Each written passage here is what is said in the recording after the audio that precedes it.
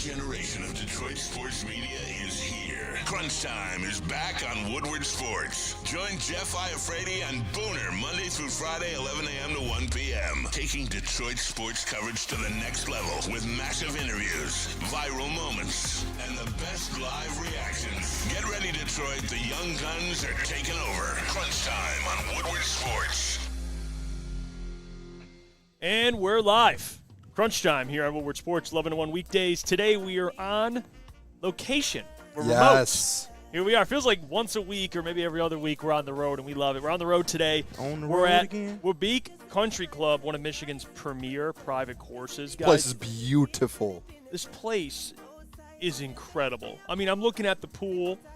They got this massive area for the pool. Behind us is the range. The guys are getting warmed up. Yes. You got all types of vendors out here because it is the third annual Puff golf outing. Shout out. Like I said, from Woodbeek Country Club. There's different brands here. It's by Puff. If you guys don't know who Puff is, home to the largest cannabis inventory in the country, 12 Michigan locations.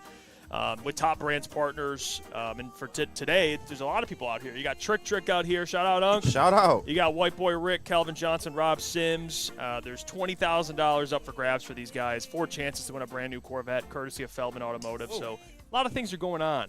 Definitely. I'll say this as I'm pulling up to the place today. I don't know if I'm meant to be at these places. Probably not. I pulled up. They look down on your kind. Yeah, JB's like, I feel the same way. I like a block or so away, I'm driving, and there is the biggest mansion I've ever seen in my life. And I'm like, oh my gosh, it's like where that have out they here. put me? It's like that out here. Yeah, and you know what? This is good because like I'm 28 years old. I've never been like in one of these areas where like this. Yeah, and I think it's just like the world being like, hey, Booner, start getting used to this. Life's changing for you. Yeah, that's man. in my mind. I'm hoping that's what it is because the house is out here, the course out here. There's this pool right here that has a massive W inside of it. And the degenerate of me just wants to go jump in it. Yeah. Like I told Joey, we were walking. I said, "You think I could just jump in that pool?" He's like, "Yeah, why not? Content." I said, Yeah, "Oh, right. man. Yeah. They don't want me here. I'm telling you what." Speaking of Joey, he's riding down on a golf cart with a whole bunch of the girls from Weed Maps and stuff like that. Oh so my shout out gosh. to Joey. I saw him stunting over there. They threw me in. They said they handed me a mic. They said, "Go interview these girls." And I said, "Oh man, here we go." Booner don't know how to do that. I was like, "Oh my gosh, here we go." I mean, and then you know what I asked them? First question. How do we feel about Kevin Durant to Detroit? Oh, my God. It's totally the question to ask. Man. And then I didn't know what else to follow it up with. I followed up with, what type of drinks do you girls like? Booner's single, y'all. Just so y'all know, Booner is still on the market. So, yeah, there we go. Hey, we're working out here. I'm learning. We're at a weed outing, and the man, he says, "What kind of drinks do you like?" Yeah, dude, I don't know. That was a layup. They liked it. They liked liked it. They answered the question, and then after I bought them both drinks. You know what, Boone? No, I'm kidding. I didn't do that. But Boone's making moves.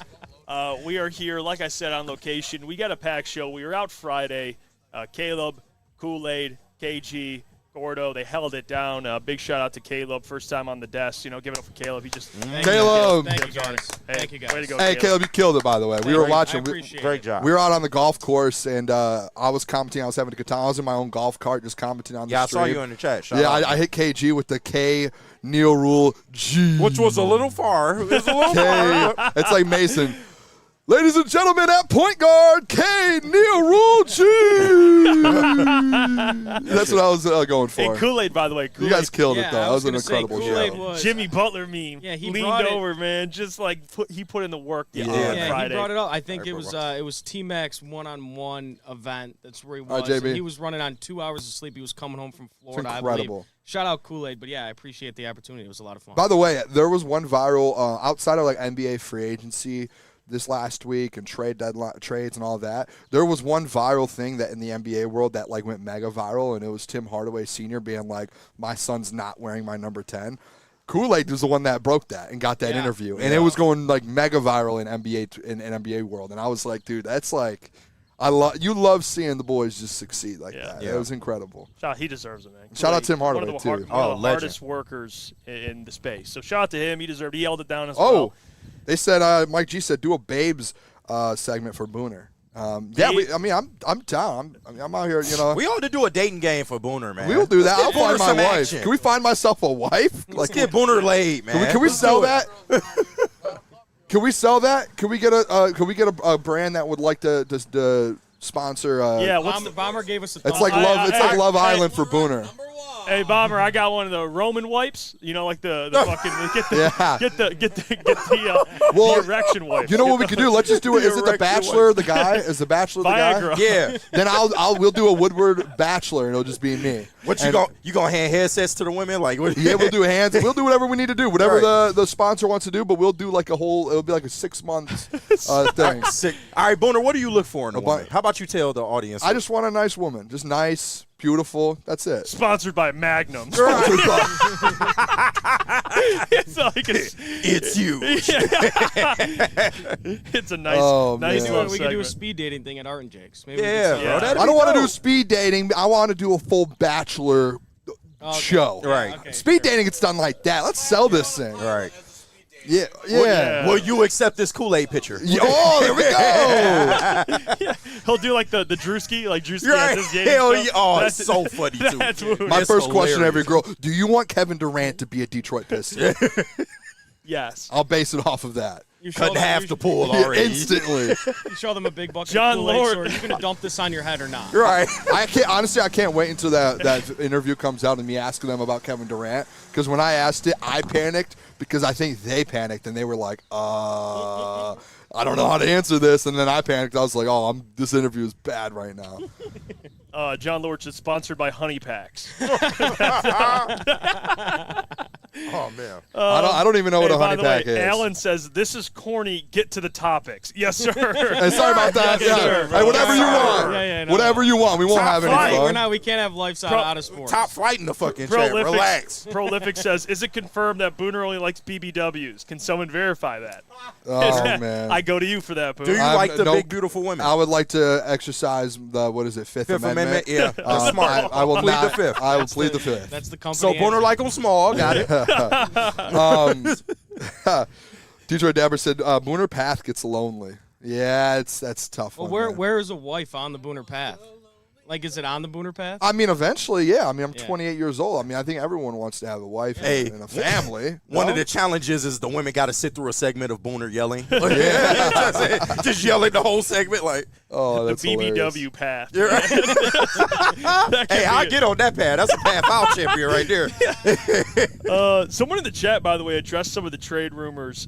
Do It Effortless says, we ain't going to get anybody. Be happy with John Collins, bro. Oh, I'm my trying God. to save Here him. we go. I'm not gonna lie. I'm mad that we missed Friday with Kevin Durant stuff all came out.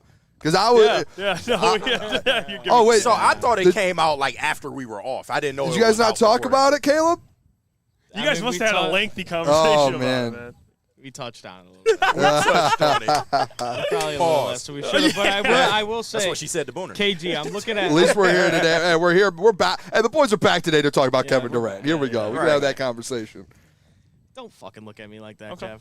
All right. I do have some bones to pick with Caleb, but we won't do that. No, we could do it. But also, I want to say this too. I was looking at the Instagram comments. KG, you're brainwashing the people. You're telling them that what the Pistons have done so far is fine, and they're going to be a contender with what they've done right now. You're brainwashing the people. I'm not brainwashing people- anybody. Now you're KG's influencing the brainwashing them. people. No, it's the truth. Like you want me to sit up here and lie that the team No, didn't no. improve? I- The team did improve. Marginally. Nobody has Marginally. doubted that. As soon as I say the team has improved, nobody. When has you said say anything. improve, let's say this on a scale of 1 to 10.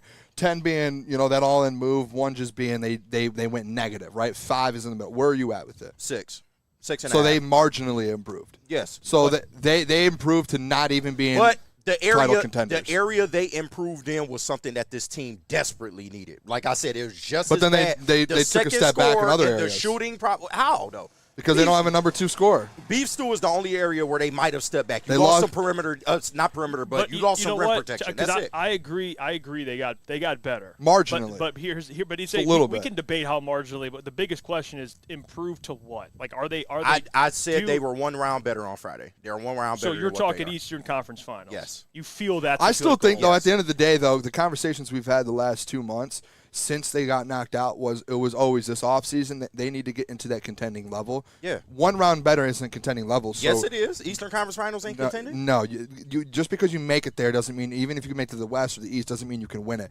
Huh. Being a contender means can you win it? Can you win it? Maybe I am, Neil. I don't know. I ask you, because hold on. I know the Lions odd. conversation, but I always think the Lions can win it. I think they have a good enough roster to where if they got there, they could. Because win now it. you're on the stand with the contender stuff. Well, Yes, 100%. there you go. You know But me. You know me. There's only I could count on one hand teams that can. The legit final win. 4 teams, I would say, is contending. So, I would but say you that's would agree with contending. that. But I don't know. Like if you go to the Eastern Conference Finals and you're like, hey, can the Pistons actually beat the Thunder or the Spurs? No. How many? Not with this roster. How many? NBA playoffs? How many contenders are in the NBA playoffs? Yeah. It depends on the year. Like I think there could be multiple in the West. Like I think right now, if I'm going into next year, I'm going to go. Let me pull it up here. I want to make sure I don't miss a team. Just off the top of my head, there was probably 4 this year. So- OKC, San Antonio, New York. That's about what it is average. So to let me go through this real About quick. 4. So the Spurs, you could say that the Spurs were Yes. there. Yeah. OKC. Yes. Maybe I don't want to say the Nuggets because they were down a little bit. I would say those are the 2 out of the West. And then in the East, there was none in the Southeast. There's maybe you could argue the Cavs, maybe. Yeah, the they're Knicks. Technically. I said before, just the Knicks. I felt like. Maybe so maybe 4 or 5, but again in the NFL it's different because I think NFL it's one game, it's not a series. So Like, you never viewed the Pistons as a contender at last season? Or I just always playoff said they run? have to at least get to the Eastern Conference Finals. They were the 1 seed. But they was only one I game never from thought it, right? last year they were going to win the NBA championship. There was never a time where I was like, hey, they could do it. Yeah. But going into this offseason after you are the 1 seed, you have full control, and everyone knows this. Listen, guys, I'm not making this up. Everyone in the NBA world said it. The Pistons had full control of free They did, agency and yeah. the trade market. So if you were the number 1 seed with 60 wins, and on top of that you had full control of the free agency market and the trade market, you would expect to be able to take a jump to be a contender. Like, that's an expectations if you are in that position. Now, if they went into this offseason, they were the 1 seed, they got bounced, they don't have much control over contracts and free agency and trade market, and they're really kind of handcuffed down, kind of like the Lions are right now, to where they can't really make those moves, then I would be like, yeah, I'm not going to sit here and expect them to make that move. But they have the opportunity to make those moves. Like, and again, Yeah, and I get that. they tried. That's why I want people to understand. Trajan Langdon has been trying. I read a report yesterday. What is it? Is it Clutch Sports or what's the Clutch Point. Clutch Point? Clutch Point. They put a report out yesterday that said the Pistons their plan this offseason was to offer Austin Reeves the max and hope that they got him, Wish they did. and go out there and get Kobe White. That was their plan, to go bring those 2 guys to the Pistons and add on to this roster. They went 0 for 2 there. Both of those guys stayed where they And were. they stayed, yeah. Kawhi tried to do that. Couldn't get that done. So, like, Trajan has been trying. That's why I think there's this side of things where people will be like, oh, no, he likes what we have here. Like, no, he doesn't at the end of the day, because he's tried to get other ways, and he's had to go to his 5th, 6th, 7th options. But, Booner, that's been my whole thing, too. We got to cut him a little bit of slack. I do understand I'll the cut situation. Trajan slack, but Yeah, that I doesn't do- mean that they got massively better. No, but They got but at the marginally same better, time- and they wanted to get more better. No, I get that. But at the same time, my question to you is, what move out there besides Jaylen Brown would have instantly made them, okay, they're a finals contender? Well, if they had Austin Reeves and Kobe White to add it to this roster right That's now, a they would finals be- contender? Yeah, that's an improvement. If they added Tyler Hero, that's an improvement. You're adding a secondary scorer. Austin Reeves is a 20-something points per game scorer, Yeah, but a ball handler that can go get a bucket. That's what you're missing right now. No, I and understand I think the whole Pistons nation and world understands you need another guy that can have ball in hand and go get a bucket outside of Cade Cunningham. Yeah. They have yet to get that. And I think that's where – and again, if people want to be like they don't need that, that's No, wrong, they do, because but- Trajan Langdon has told you guys based off of what he's tried to do this offseason. The type of secondary scorer also matters. If you even were to bring a Tyler Hero to this team, I can't sit up here and say the Pistons are guaranteed going to win the finals. with Nothing's that. guaranteed. No, But you feel nothing's better about guaranteed. it. You would You're feel closer. better. Again, it's the start to finish line, right? Who's getting to the finish line the quickest? like You're trying if to you beat get- everyone else there. And Like if you get KD, that's an A++ on this offseason. sure. Like you're looking at them, okay, they're fighting it out with the Knicks as the best team in the East. Let's go to break. When we come back, we'll talk to the Kevin Durant stuff, because I have thoughts on the KD stuff. We'll talk Trey Murphy as well, revisit what the Pistons can do. Again, just to give a shout-out, we're at the 3rd annual Puff golf outing, doing some great things out here at Beat Country Club in Bloomfield Hills. We'll see you guys right after the break. Stick around. We got more to get to.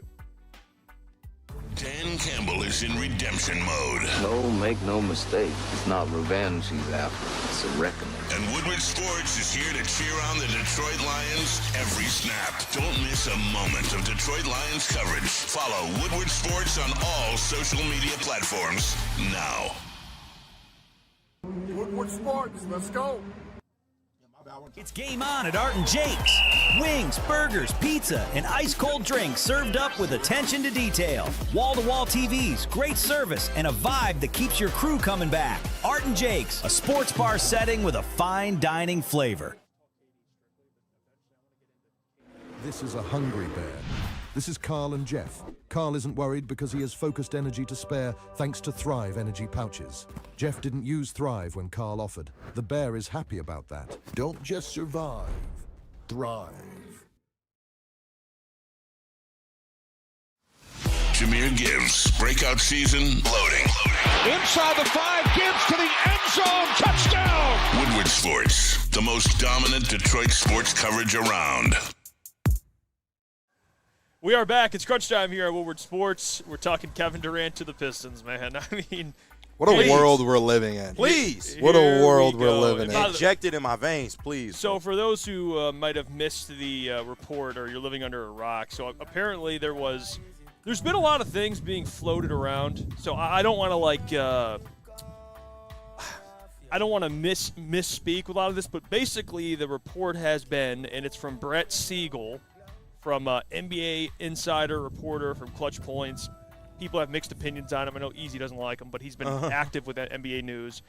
There's been a report that Kevin Durant has interest in playing alongside star Cade Cunningham on the Detroit Pistons, and there was rumors that the Pistons were involved in trying to get Kevin Durant here in like a 3-team trade or just a trade in general. They're interested, and this has been a consistent theme with Trajan Langdon. He's been trying to get different stars. We talked about it last segment, Austin Reeves of the world. You know, obviously the Trey Murphy stuff, which we're still going to get to, by the way. You know, names that people are looking for. Tyler Hero, he was involved in to try and get a trade done. Kawhi Leonard, he was involved in to try and get a trade done. Didn't work out necessarily. But here we are with Kevin Durant. And Kevin Durant, we all know what he brings to the table. He might be 37. He's going to be 38 when the season starts. But he's a guy who's still a 50, 40, almost 90 player in the NBA, even at his age. Yeah, 26 a game. Hall of Famer, one of the best scorers, if not the best scorer of the basketball that we've ever seen, at least I have ever seen in my lifetime. Yeah. He averaged 26 points last season, like at the age of 37. So it's not even like, oh, he's old. Because I know there's fans out there that are like, oh, he's kind of old. No, bro. He gave the Rockets last year 26 points. What was it? 5.5 rebounds and 5 assists. Yep. Productivity. 41% from 3, 52% from the field. So he took 17 shots a game. 9 of them were going in. I mean, this guy is highly efficient. He's the perfect. Very. If we talk about just fits next to Cade Cunningham, It's the fit we've needed for years. it's no question the perfect prototype fit. Can score, can handle the ball, can get a bucket off the dribble, give him the ball, everyone get the F out of the way. He's going to go get a bucket.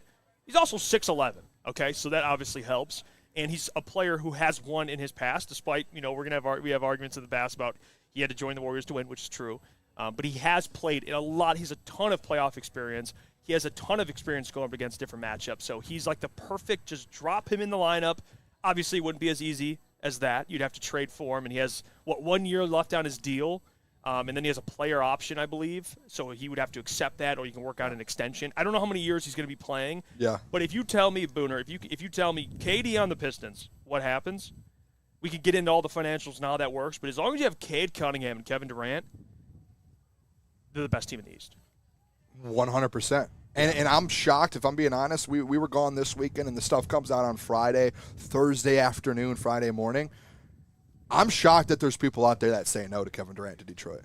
It feels like it's the simplest and the easiest way to go out there and be like, hey, let's get into this NBA title contending kind of conversation. They feel like he's a franchise killer to a degree. Well, at the end of the day, though, he's not he goes to these different franchises to be the cornerstone of the franchise, right? Like, he went to Houston because they needed Kevin Durant, right? Somebody. He's their number one. He went to Brooklyn. He's their number one. He went to Phoenix. As much as people love Devin Booker, Kevin Durant was the number one. He goes everywhere to be the number one. We have the conversation all the time with the Warriors. He was still their number one leading scorer.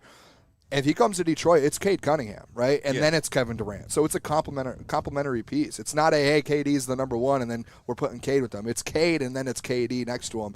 And I think the thing that people need to realize a lot is, KD understands that. KD's been in this league a really, really long time. He understands where his career's at. He's still going to average 26 a game in Detroit, but he understands, hey, if the rumor is he wants to play alongside of Cade Cunningham, Kevin Durant, out of anyone, understands what comes with that. He knows he's going to be the number kind of 2 with that, and he's going to be able to he's going to have to be that complementary piece to this Detroit Pistons team to go win an NBA championship. And people might not think that, but like he understands, guys. He absolutely. He's 38, 39 years old. He's been in this league almost 20 plus years. So like if you're talking about a perfect piece, like this is where I go with it. I didn't think about Kevin Durant to the Pistons at all because I thought the Rockets were fine with him and they have a good roster.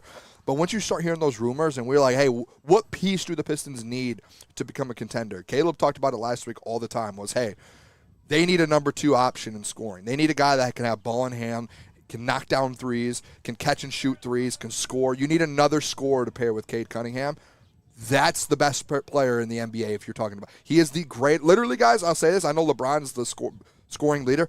Kevin Durant's the greatest pure scorer of all time in NBA history. Yeah. He can go get a bucket whenever he wants. He can catch and shoot. He can get to the rim. He can get to the free throw line. He does it all. He's a 50, 40, 90 guy. And in last year, he was 39 years old, and he still was doing it. Yeah. He still shot 42, 41% from 3. Cade Cunningham, and you were going to go out there and be like, well, let's try and get a Tyler Hero who does what KD does, just at a smaller level. Let's go get, Kawhi, who can play defense but doesn't score like KD. Like, you're trying to find all the – KD's the perfect piece right next to him. He is, and I don't care if people think he's a franchise killer. Or what. That's the perfect. When you're talking about a score, that's the perfect piece, guys. Now it is like if we talk about all-in move, he is like the definition of all in.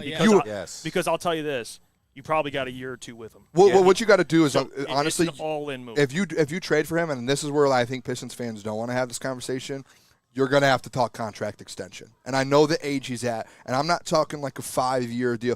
His last contract extension he signed, I think it was 2 years, $90 million or something like that. I think that's just the conversation you're going to have, just to make sure, hey, if we are going to give Jalen Durant up, if we're going to give first-round picks up, if we're going to give pieces up for him, we at least just don't want him for 1 year. Like, you want maybe 2 or 3 years out of him, the next 2 or 3 years, and you roll with that. So you probably have to give him a 2-year, $90 million, 2-year, $85 million deal. But that's when you kind of pair it up with Jalen Durant and you ship Jalen Durant out and you bring KD in and you go find another 5-man in free agency or a trade market and you kind of roll like that. And I don't even know. Like he has a player option next offseason for $46 million. He's picking that thing up. He's picking that up. But I think he'll opt out to try to get more money. And if he does, if he like to Booner's point, if he signs a 2-year, he'll be 40. So it's probably only going to be a 2-year because you're not going to sign. His last one he signed was 2 years because you don't want to give a guy that old. 37. But you can make a couple more million if you opt out. We've just seen it with James Harden. James Harden, Harden, probably do that. So, but the point I'm making is this: it's an all-in move. So, like, the reality of it is, if you trade for Kevin Durant, if you don't win a championship, it's a failure, like massive failure. Yeah. And honestly, it's gonna not because Kevin Durant's gonna be out of here in 3 years. Like, retire, he'll be done. Yeah. If you don't win in that time frame, you're in a tough spot. Okay, because now you're basically restarting this entire process. You already traded a bunch of assets for Kevin Durant, and he's out of here, and you haven't won a championship. Like, that's hey, we can have the all-in conversation, and I'm prepared for that other result. You have to be prepared for that other result. It's the same thing with, like, the Myles Garrett trade for the Rams or these other trades that teams make. Like, if you don't win and you don't capitalize on that opportunity, your franchise takes a hit. By the way, now in 2 years we have Cade, no Durant, KD's out, and now we're looking for another guy again. By the way, like, with less assets, guys. Someone in the chat said KD 5 years ago to KD now. No thanks. Listen, guys.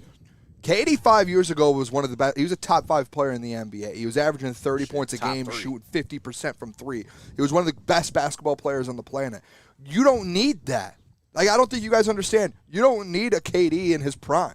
You need a 26-point-per-game scorer in Kevin Durant. You need the 38, 39-year-old thing. And this goes back to the same conversation about we had this conversation, Caleb, about the Tiger stuff. Where we're like, well, this guy's age he's getting up here. Guys, like, I don't care right now how old you are. Like, when you're a contender, whether you're in NBA, NFL, MLB, NHL, whatever it is, when you're a contender, guess what goes out the window? Ages. Like, I don't care if you're 40 years old. We need you for next year because we need to win a championship next year. We're not looking for 5 years down the line. Like, you know what I'm saying? We're looking for it now. Can you play now? And that's where I think right now Detroit fans, and it's like this in every single franchise in the city. Detroit fans sitting here, well, I don't like the age. I've gotten this argument with you, Caleb, before about, he's 33, he's 32. Kevin Durant's the exception. Who cares? He's the exception, but even if you're like 33 and we're trying to go get a player that averages 15 and 10, like, guys, I do not care. Can you play next year? I could give a rat's you-know-what you're doing in 5 years. I'm not giving you a 4-year deal. I'm giving you a 1-year deal or a 2-year deal because the NBA championship's next year. And that's where I think people need to, like with KD, who cares about his age? Can he play? Guy just averaged 26 a game. He did. 26, 6, and 5, shooting 42% from 3. Does he still have it? The guy still has it. Get that man a Detroit Pistons jersey yesterday. Yeah, there's someone in the chat said, by the way, Dad with Tourette's, he says, let's see, Booner, you can't see it. He's openly admitted to having a burner still just last year. Okay, here's the thing. Good, I like players with burners. That means you care a little bit. Here's the thing. Yeah, Okay, right. so Who the cares, burner bro? stuff last year, He's having fun, dude. Well, last year I think he did something where he was like talking shit about the Rockets. I'll say this, KD, if you come to the Pistons, you can tweet whatever the hell. I I don't don't care. give a damn. You can sub As long as you're winning games. Hey, I'll run your burner account if you want me You to. can shade I don't whoever care. you want to shade. If you're on the team getting buckets and you're playing and the That's all that Pistons are matters. winning games, I do not give a rat's ass what you're doing on a burner account. I do not care. I'll follow it. I mean, I would love to. I would love to just tap into it. Also, too, by the way, how many times in Detroit do we have a star like Cade Cunningham that another star in the league is like, hey, I want to go play with him? Like, again, this is they what have a relationship. this is what we have asked for years in Detroit. For years, and now it comes up, and there's people that are like, oh, well, he's a little too old. Oh, get out. Come on. That's how I feel with people with the win now stuff. We've been talking win now with all these franchises, and as soon as a possible win now move comes People up, start now to y'all get hate. scared. Yeah, like Can nah, I ask a question, KG? Because Yeah. you were with the morning show. Absolutely. Is Neil a Kevin Durant? Is he a, hey, bring Kevin Durant to Detroit? So we had the question, would you prefer the Trey Murphy deal or the Kevin Durant deal? He shaded more Trey Murphy, but he admitted has like, he been pushing KD for Kevin is Durant? appealing. He did admit KD is appealing. So He'd be I on don't board. know how I feel about Neil saying yeah to KD because he was all in on Jalen Duren last week. You can't be. See, this is the Neil Rule effect. I'm going to just go with whatever the wind's blowing. I'm just going to, the wind's blowing to the right. I'm going to go to the right with the people. Oh, it's going to the left. Let's go to the left with the people.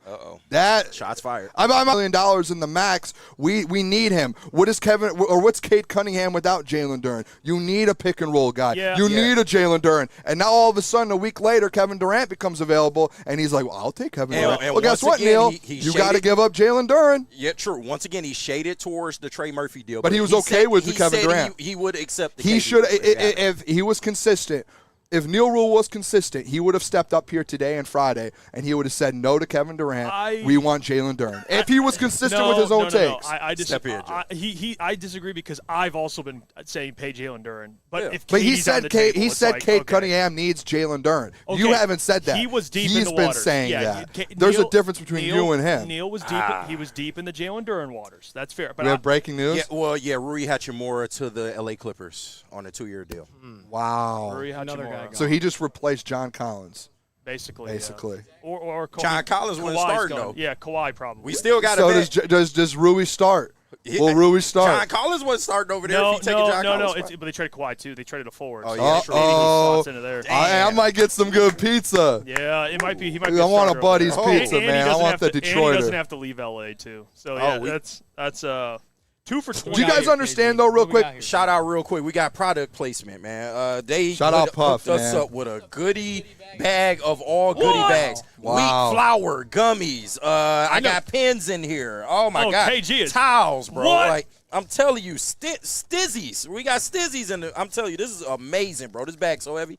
Jesus Christ, we got concentrate. Wow, this is incredible. Heavy boy. Yeah, There we go. Oh, we all Joey, get they're one. making Joey work Wow, out. this is incredible. Merry Oh, Christmas, my man. God. This is incredible. Merry Yeah. Christmas. This is. I'll tell you what. As soon as I open this bag, Bro, I this smelled is something. A bag, bro.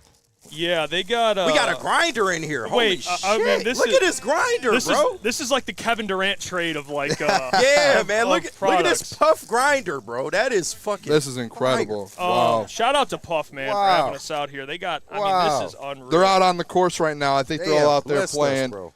They just blessed us with a bag. Oh, I mean, this is. my wife's gonna be happy. She's this gonna is- take all of this. Yeah, this is incredible. I'm gonna have to Shout hide out- it from her, bro. Shout out to Puff, man. Third annual Puff golf outing. They're hooking the boys up here. That is incredible. Hey, KD, we know you like to smoke. Yeah, we should have KD out here If today. KD, it, if bro. KD comes to Detroit, we got product galore. We already for talked you, about the KD. cultural impact So, of KD coming to it's this city. different. I don't So- think they're ready. Am I far off on that with when like the people? And I said Neil because Neil's been kind of the forefront of that. But I'm talking about more so when I talk about the Jalen Duren. It's the crowd of Jalen Duren people who say, "Hey, the Pistons need Jalen Duren."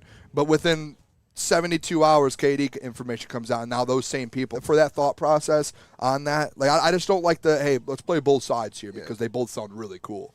Well, I think there's a chance where you can I see what your point is. I think there is a chance, though, that you could maybe have them both. But I get what you're saying. The thing with it is, this is You can't have Jalen Durant and Kevin Durant. Yes, you can. No.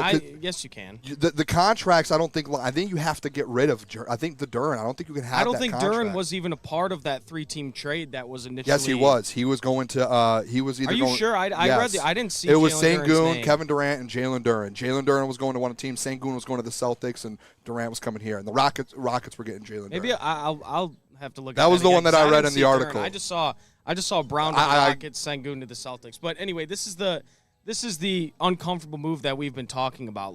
This is the move that puts you over the top. Like you said, you alluded to, Jeff. This is look at these. That ashtray is fire, dog. Holy shit. I'm sorry, product placement. Shout out to Puff, man. No, I mean, yeah, this is the uncomfortable move you have to make if you want to contend for a championship. I know there's the questions about his character in the locker room and stuff. Him and Cade Cunningham are like friends. Yeah. So it's not like I don't expect any turmoil or anything there. He's never had off the court issues. He just wants to hoop. The biggest thing he's done is the burner account shit. Exactly. That's it. Yes, That's exactly. it. He just cares about ball, bro. And I don't even care about that stuff, to be honest. I don't. But I would say this: you cannot keep Durant and KD. I think that's you have to be willing to move on from Durant if you're bringing KD in for the next 2 years, contract-wise. So you can't sit here and be like, KD needs Durant, and then say, oh, we could also use KD. I just don't. It's not feasible. It isn't. And if someone could break it down to me where it is, then I'll have that conversation. Prolific says Pistons have $25 million. They got Duncan, LeVert to also trade, and those salaries, like Duncan's making like 15. Harris is making like 14. But you're talking about $50 million. You have to he's making like 46. You're essentially having to cut or get rid of 4 other guys, and it's like now you just don't have a roster, and you're already past free agency. Or the reality of it is, although KD and Cade they'd be a top team, they just wouldn't have a center. Which I'm not even pulling a Neal. I'm just being real. No, you wouldn't, but you would have to go out there and find something. You would have to make some more. That would mean the offseason is not over. They're going to have a jag at center with KD. I think you would be fine with. Yeah. Just a guy who can set ball screens and get to the rim and play above the rim and rebound. Ugonna got a 2-year contract. And a press conference. Did he really? He got a press conference. That's what Kool-Aid was saying on Friday. They planned to give him a press conference. Good for him. So that indicates to me he'd be Stu replacement. But I mean, that's guys, just me. If you guys gave up Jalen Durant, are you guys willing to do that? I'm willing to do that for KD, yeah, because I understand the risk, and I'm cool with it. I understand it because, like I said, if you trade for KD, you trade Durant. If you don't win this thing, you're set back. I mean, you have to win a championship. You have to, because if not, now KD's gone in a couple years. You got no Durant. You're back with Cade with nobody else, and you didn't win. That's true. So it's a massive risk. It's a winner. It's a winner go home. Winner go home move. You really have probably 2 years to do it. If you maybe give them an extension, maybe 3. That's it. But in the next 3 years, you win. Because I doubt, we saw, I think LeBron playing till he's in his he's 41, 42. That's not every player. KD doesn't seem like he's going to be playing until 42 years old. He's not 38. 42, but maybe 40. But 40, realistically, so 2 years with but guys, the crazy part about it is we could be like, well, he's getting old, his body's wearing. Guys, he tore his Achilles a couple years ago, and he's still back as good. No, that's where it's for me, it's this guy might not he slow loves down. the game, no, so he may try to play. And I'm not talking about a wear and tear thing. I'm just talking about he's made enough money in his career. He's not going to play until he's 42. I think he has talked about though that he wants to keep going. He wants. I'm guessing. I'm pretty sure he's mentioned he wants to win another one. So I don't think KD has ever even talked about retiring recently. Nah. And then Prolific says Duncan and LeVert is $30 million, $25 million cap space. Probably give 1 pick to get the deal done. I don't know about 1 pick, but that actually makes sense though. They can Duncan, free up LeVert, 30, $25 million, and you can throw in picks. Hey, if you could do it with Durant, I just don't think it's feasible. I really don't. If you can, it's ideal. Because you guys got to understand, though, at the end of the day, because if you got KD, Durant, and Cade, now you're winning. But again, okay, let's do this. Let me do this to you guys. Big 3. You guys ready for this? Or maybe you. This is where Prolific. You're living in a fantasy land, and you guys all are. If you're the Houston Rockets and you have Kevin Durant, very high value, that just averaged 26 a game for you, your number 1 scorer on your team, and the Pistons say, hey, have Karis LeVert and Duncan Robinson in a first-round pick. No, not first round. You're going to have multiple. But multiple. You're still saying no. You're not getting help. It depends. You're not doing that It deal. depends. What does Houston want? If they want Right. to trade KD and get a bunch of first-round picks for him and But just it- get but out they're- They need the pick. They do, but they're in a spot they right now where traded- they're trying to win though. Right now, like they need help. Like for them, it would If be you're hey, trying to win, you keep KD. then they would keep KD then. But if he wants out, if he's like, hey, I would like to be shopped. Yeah. But right now, like they have a team, they have a roster that can compete in the West. Like Well, again, that's what you got to think about. The roster. So we thought. The Rockets aren't And I a think dead that's franchise. I think last year actually the problem was they didn't utilize KD as he wanted to, and that's on Ime. And- like last year they were supposed to be good. They weren't. Realistically, they didn't really do anything. I know we were like, hey, we don't care about the burners and stuff. That did have an issue last year on that locker room. It did. So if you are the Rockets and that locker room, KD did have some things where he was going at some of the teammates and he was talking down on some guys. The Rockets in the back of their head are like, hey, we can get off of him. Let's do it. Teddy says Rockets gave up the 10th overall pick for Kevin Durant. Yeah, they give up a lot of first-round picks for Kevin Durant. Yeah. We should take a break. When we come back, let's talk the Trey Murphy thing. Trey Murphy, KD, what's best for the Pistons? What would you rather do? We'll have that conversation when we come back. We're at the 3rd annual Puff Golf Outing, and they're hooking us up with all types of things. We're going to get busy. We'll be back after the break. Neil Rule and Sean Belizian wake you up every Monday through Friday on Detroit's #1 sports network, Woodward Sports. That's right, Big D Energy has moved to mornings. Get your morning dose of Neil's tone and Sean's insanity. Weekdays 8 a.m. to 10 a.m. Two Detroit sports legends coming together for the best Detroit sports morning show there is. Big D Energy, waking you up weekdays on Detroit's #1 sports network. Some days call for light, others lean bold. What about everything in between? All Day IPA, the easy choice for every day. Citrusy, crisp, refreshing. Flavor you can float with. Light on the hops, big on refreshment. One's great. 2, even better. Brewed with you in mind. No shortcuts, no fuss. Big on flavor, never too much. All Day IPA. Hop into easy. Planet Fitness now has even more best-in-class strength equipment. Join today for $1 down and save. We're stepping it up. We're not slowing down. Finding new faith, new focus. Love that new equipment smell. So, you in? Join the club today. Save when you join for just $1 down, $15 a month. Planet Fitness. We're all strong on this planet.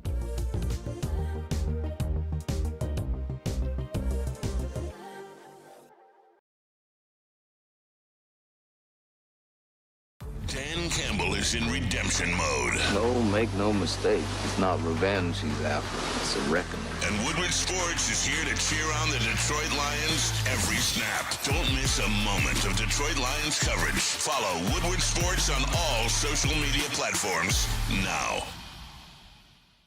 Woodward Sports, let's go. And we're back. It's crunch time here on Woodward Sports. We're talking Kevin Durant last segment. We got to spend some time on it. I want to get more into just the options the Pistons have right now. Obviously, they are trying to get things done. Kevin Durant seems to be in the conversation right now. But Trey Murphy, we're not going to forget about it because we talked about it last week. And he is still available. Now the Pelicans are hesitant to trade him away. They have to be blown away by an offer, as the reports indicate. But if the Pistons had – if you're Trajan Langdon, let's just ask it like this. You're Trajan Langdon, right? And you have the Houston Rockets and you have the New Orleans Pelicans. And they're both like, hey, we want to deal Kevin Durant and Trey Murphy.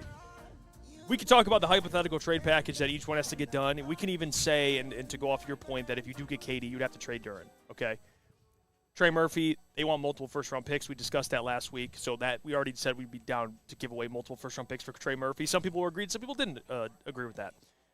But if you're Trajan Langdon, which way would you go? And I know my answer, because as appealing and on board as I am with Kevin Durant, I think for me, if I'm Trajan, I would go Trey Murphy. I think it makes I think the timeline fits perfectly. He's 26 years old. This would be someone that wouldn't go anywhere. He'd be here for the next couple of years. He's under contract, making about $30 million. So contractually, it's actually more friendly. You could keep Durant in that sense. But you're giving up more assets. But you're giving up more first-round picks, which we already discussed. Like, I'm cool with giving up the first-round picks because if you have Cade, if you have Trey Murphy, and you have Jalen Duren, we're not going to care about picking in the mid-20s. So giving up first-round picks, if I get to keep Duren and if I have Cade, Trey, and Duren all on the same kind of timeline, I'm going to get multiple chances to swing. And I like that. I do like that. It's more appealing to me. Although Kevin Durant is one of my favorite players to watch. He's awesome. It's not even about being safer. I like more tries at it with Trey Murphy. I do. Yeah. So I would lean Trey Murphy if I was Trajan and I had the choice there, and I would give up multiple firsts for him. I do think a big part of this goes down to contracts. Like I think it's the contract thing with Trey Murphy. I mean, he's going to make $30 million a year for the next 3 years, and he doesn't have and as well, like KD has a player option this year or this next year. Trey Murphy doesn't. Like, you have him for the next 3 years. You can also, if you want, and if it feels like it's a good fit the next 3 years, you can extend Trey Murphy, and I don't know what that price would be, but at least right now you're locked in for 3 years. With KD, it's really with KD, it's that 1 year kind of deal, and you have to hope he either signs an extension or 2, he opts into that player option, which is probably not as likely. There was the report this weekend, too, I don't know if you guys saw it, that the Pelicans went from 4 first-round picks to 3. So they moved down. Yeah. That's the rumor. That's the report. We don't know how accurate it is. But, I mean, I think as you kind of get longer into this offseason, I think Troy Weaver and Joe Dumars, when they're sitting over there in New Orleans realizing, hey, maybe our asking price was a little too much. Like, we're asking for more than Jaylen Brown for Trey Murphy, right? The finals MVP is getting a smaller price than Trey Murphy is. So I think they realized that a little bit. It's starting to go down. I think I'll lean towards Jeff. I love KD. I think right away you would be a contender next year. Long term, the 3-year plan, if you're talking about the next few years, I still think you're close to a contender with Trey Murphy anyways. Now, it's like at that point, it's like how big of more of a contender are you with Kevin Durant?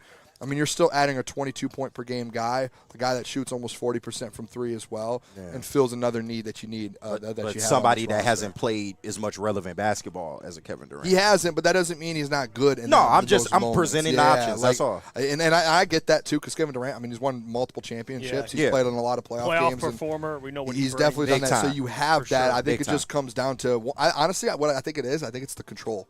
It's the control you have over Trey Murphy with the contract. And I'll say it's cheaper. And I'll say it. It's not that I'm worried about KD's age, because I'm not. You know what you're getting. But I do like the age of Trey Murphy. He's 20. He's 26 years old. He's about to enter his prime. You would think. And the big one for me, and I know people, if you can get it done and keep Durant with KD, great. But the big one for me is I get to keep Durant in that sense too, in that situation. So I get to have KD, Durant, and Trey Murphy. That is like the big one for me. I do love, I would love it, next year in the playoffs, if you're rolling out Cade Cunningham, Asar Thompson, Trey Murphy, John Collins, and Jalen Duren. That right there, I could see that 5 holding an NBA championship trophy. Yeah. I can, and I believe that, because I think Trey Murphy, like you said, he's 26 years old. He's only going to get better in his career. You would think. He's only going to get better. We don't know, but you would think. Think about that lineup. Okay, Cade, 6'6", right? You have Trey Murphy, 6'8". Yep. Asar, 6'6", 6'7". John Collins, 6'10", 6'9". Yep. And then Jalen Duren, 6'11".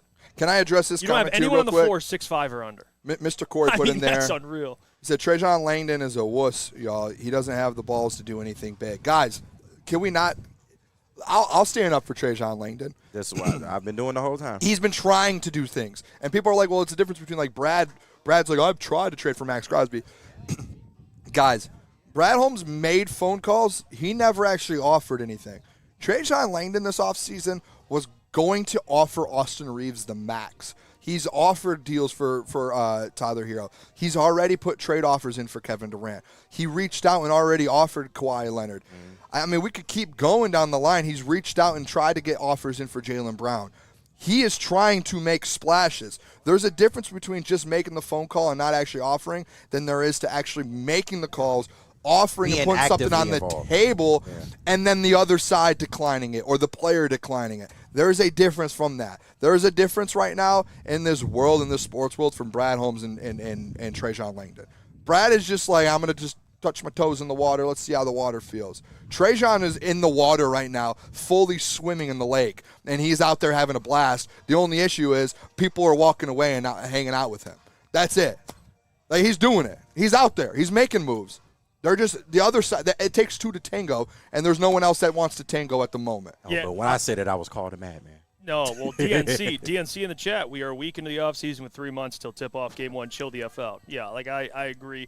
I've said before, and this is where I agree with Sean a lot when it comes to this, but I think Trajan falls victim to the other GMs and what the the kind of the narrative is with those guys. I do. I think people don't even give him a chance because people have the same sentiment they have for Brad Holmes, Scott Harris, and Steve Yzerman. It's the same thing. So I think you got to give Trajan a little more of a chance here because it's his first big offseason, and you've seen all the reports of him trying to take swings. So now, if he doesn't get it done, we can have that conversation. But as of right now, this dude hasn't been on the phone trying to acquire every available potential option. He literally, the Pistons have been involved in pretty much every one of these conversations. If you did a list right now and wrote down on paper every available major free agent or someone available in the trade market, the Pistons have tried. It's not even that they've just been in that conversation. They have tried. They have put an offer out, whether it's a max deal, a contract extension, or offer, or a trade-off. They have done it.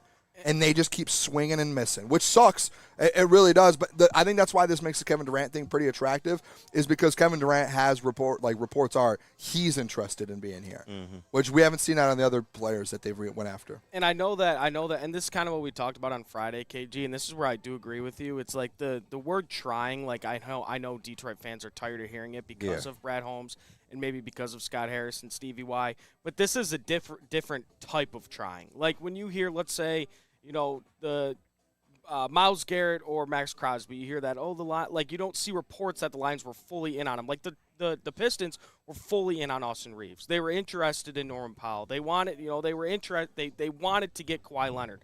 Like this is a different version of trying. It's honestly, I feel like I don't even know how much Brad Holmes is actually trying. Trajan is actually trying. He just needs to find a way to get it done because these other teams in the East, they are. It's not like, the best comparison. I can tell you from off of this. Best comparison, it's like Trajan is like he's one of the boys. Let's say the GMs are out, right? All the GMs are out at a bar looking for girls. Think of the girls as like these big-time free agents. All right. Trajan can say, like, you can hear a report and say this person's interested. It's not like Trajan's like, yeah, I'm interested in that girl over there. He's went up and tried to talk to these women. Yeah, Brad Holmes kind of sitting outside of the circle.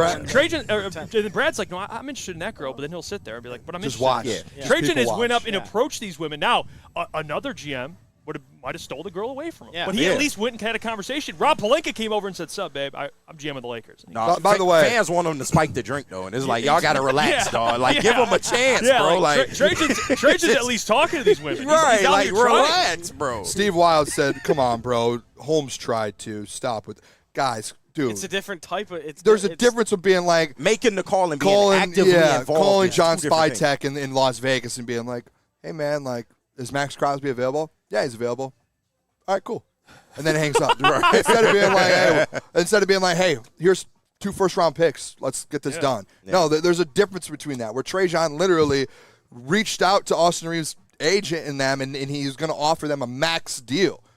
And the Lakers match because he's a restricted free. There's a difference between that. Them reaching out to Kawhi and saying, Kawhi, hey, we want to trade for you. Would you be willing to do a contract extension? And Kawhi telling them back, no. Okay. We swung. At least we're going down swinging. Yeah. That's what I like about Trajan so far.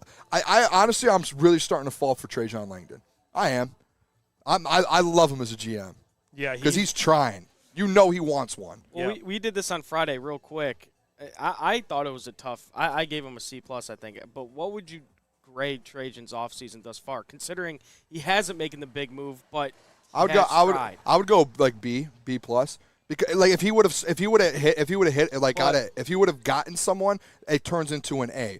Like a C would mean that he never really tried. He didn't do anything. Yeah. A B, like when he went and got John Collins, he's working right now with all these different levels. He has to figure out Isaiah Joe. He has to figure out the cap. He's working on it. And again, it's not even just rumors. It is legit reports that he is out there actually trying. It's the other sides that are saying no. At least he's out there offering contracts and trade deals. I would give him a B to a B+ just because I know he is out there actually putting the work in. I was gonna go B, and I think A would be Trey Murphy or KD. If a deal gets done like today, it goes right to an A instantly. This is where we need to find the fine line, though, because yes, we can give him credit for trying, but he hasn't done it. So like we were talking in the beginning of the show. There's a difference, we were talking in the beginning of the show that. You were talking to KG, so you agreed the Pistons only got marginally better, right? When you agreed they had to get a lot better. But it's a B+. That's why I give him the C+, because yes, I give him credit for going out and trying for these guys, but to get that A, you have to go get someone. No, for sure. No one gave him, but you said that, but no one gave him an A here. You know what I mean? People are giving him a B, and you're like, well, you can try it if it's not guys or Caleb. He's legit giving offers out and trades out. They're saying no. If he was like lowballing people and he wasn't actually doing everything he could to bring someone else here, then you could really make that argument. It's a C. He got marginally better. He didn't actually attempt to go out and get a star. I'm not factoring in the phone calls out of my grade like that. I don't know. I'm not factoring in like he tried. So it's That's the not, John Collins. It's just the additions I'm going B. Okay. Yeah, I can't factor into a grade him calling. Because it doesn't mean anything. That's actually. I would say him actually trying to get another star with Cade. That counts. It matters for but in a grade you can't grade someone on making phone calls. No, you can't. So the additions though, like Isaiah Joe and John Collins, I'll go B. I think those are good additions. I'm surprised that y'all grades are that high, to be honest with you, just based on what he's done to this point. But my equalizing question is, if he doesn't get the second scorer, is the whole offseason a failure? I said yes. It is. Because that's where the hypocrisy comes out. I will, based off of what we all talked about. Based on what the original goal was after they lost in that Game 7 to the Cavs, I would say yes. Yes. Well, your number one priority. So he's a B right now, but if he doesn't get the second score, it's straight to See, that's what I'm confused about. That's a good point. Thank you. That's what I'm confused about. I'm just trying to get the measure of the This is where the people. word failure gets like it's a bit aggressive. Disappointment. Is that better? That's a little bit. Because I hate failure. Because it's like they did get better. It's not a failure, but it's a marginally better. It's a disappointment. But realistically, KG, this is where it is. The number one priority this offseason, what was it that we all talked about? Yeah, so it was getting a second score, getting another ball hand. Season fully isn't a failure because when you do go into off seasons, you have your number one, like, we need to get this done, but you also have, like, we need shooting, we need another 4-man, we need to replace Tobias, we need to upgrade that. There's all these other things that come into play, right? And he did all He has taken care of these other things. Yes. He has just not gotten to here. So that's why is it disappointing? It is. Failure, no, because you still got some of these other things done, and you still added 3 other guys on this roster that shoot 40% from 3, which that was another thing in this roster. Like, I think if you did, number one thing was get another scorer with Cade. Number 2 thing was, we need shooters. We need people around Cade that can shoot. Question. And I think he actually – there was 2 parts of his offseason that was doing both of those too. He's gotten one of those done. So that's why it's not a full failure, but you didn't get that number one thing that you needed, like that clear, like we've talked about for months. I get it. You haven't addressed that yet. That's where it's a fail or a disappointment. Yeah, I agree with the disappointment. Think of it like this. You're taking a test you studied for. You expect to get an A and you got a B. You'd be disappointed, but you still passed. Yeah. That's how I feel about the offseason. That's a good way to put it. I went into it taking this test expecting to get an A, and we left with a B. Also, is that good? Cool. Yeah, but I'm just disappointed. I'm like, man, I was ready. But we all agree the team improved. No doubt. Yes, it no did. doubt. I think Ibuka, John Collins, and Isaiah Joe is an improvement. Part of the grade all as three well. Of those guys will play this year. Part of the grade as well, and people need you guys got to realize this as a GM. Part of that grade goes into these negotiations with Jalen Durant. And what he's doing right now. Because what Trajan Langdon has done in the last month with the Jalen Durant stuff and being like, hey, to his camp, hey, go ahead. Like, go show me someone that's willing to give you a max. Yeah. And no one's doing it. And everyone else went out and got different, Walker Kessler, what's his name that went from the New York Knicks to Mitchell Robinson. Yeah. Like, every team that was going to offer him a max said, you know what, he's not worth $45 million. And they moved on, and now all of a sudden the reports for Jalen Durant come out while we were on the 4th of July that they don't want to offer him more than $35 million a year. That instantly, guys, like that should go positively towards Trajan Langdon's grade, and that should push him up because he could have handled that so bad, and he could have just went in there and just said, "Hey, we'll give you $40+ million. Let's move on," and their team would have been like, "Yep, guys, he like that's a masterpiece what he's putting on right now with the Jalen Durant stuff." And I don't think people were expecting that. If he gets Jalen Durant at $35 a year for 4 years or 5 years, that's incredible. That's a hell of a summer by a GM. This comment, DNC, brother, we have Cade Cunningham. You need shot makers more than shot creators. Your needs going into the offseason were number 1, shot making, number 2, upgrading secondary ball handling from Dennis, and then 3, shot creation. You didn't lose to Cleveland because shots were available. You lost because you couldn't make the open shots you had. Yeah, but you also lost because you didn't have anybody else outside of Cade that can create and make their own shot. We've said that. Both things are that's true. What I'm saying. And you only had one 40-point three-point shooter on the team. So let's talk about let's go. DNC says his top 3 things, right? Shot making. Let's talk about that. Isaiah Joe, shot maker. Okay, he does that at a high clip. John Collins can shoot the 3-ball. Yes. So those are 2 shot makers. Let's go. Secondary thing you said is upgrading secondary ball handling. Okay, he's a rookie, but Ibuka Corey can do that. He can handle the ball. 81% of his field goals were unassisted. He can do that. Now, I know it's a rookie, but 3 is shot creation. That's where, like, even Tobias Harris to John Collins. I love John Collins. He can't create a shot like Tobias Harris could. Not in the same way. Exactly. Like where they throw the ball to Tobias in the playoffs, he'd post, turnaround jumper, it's in.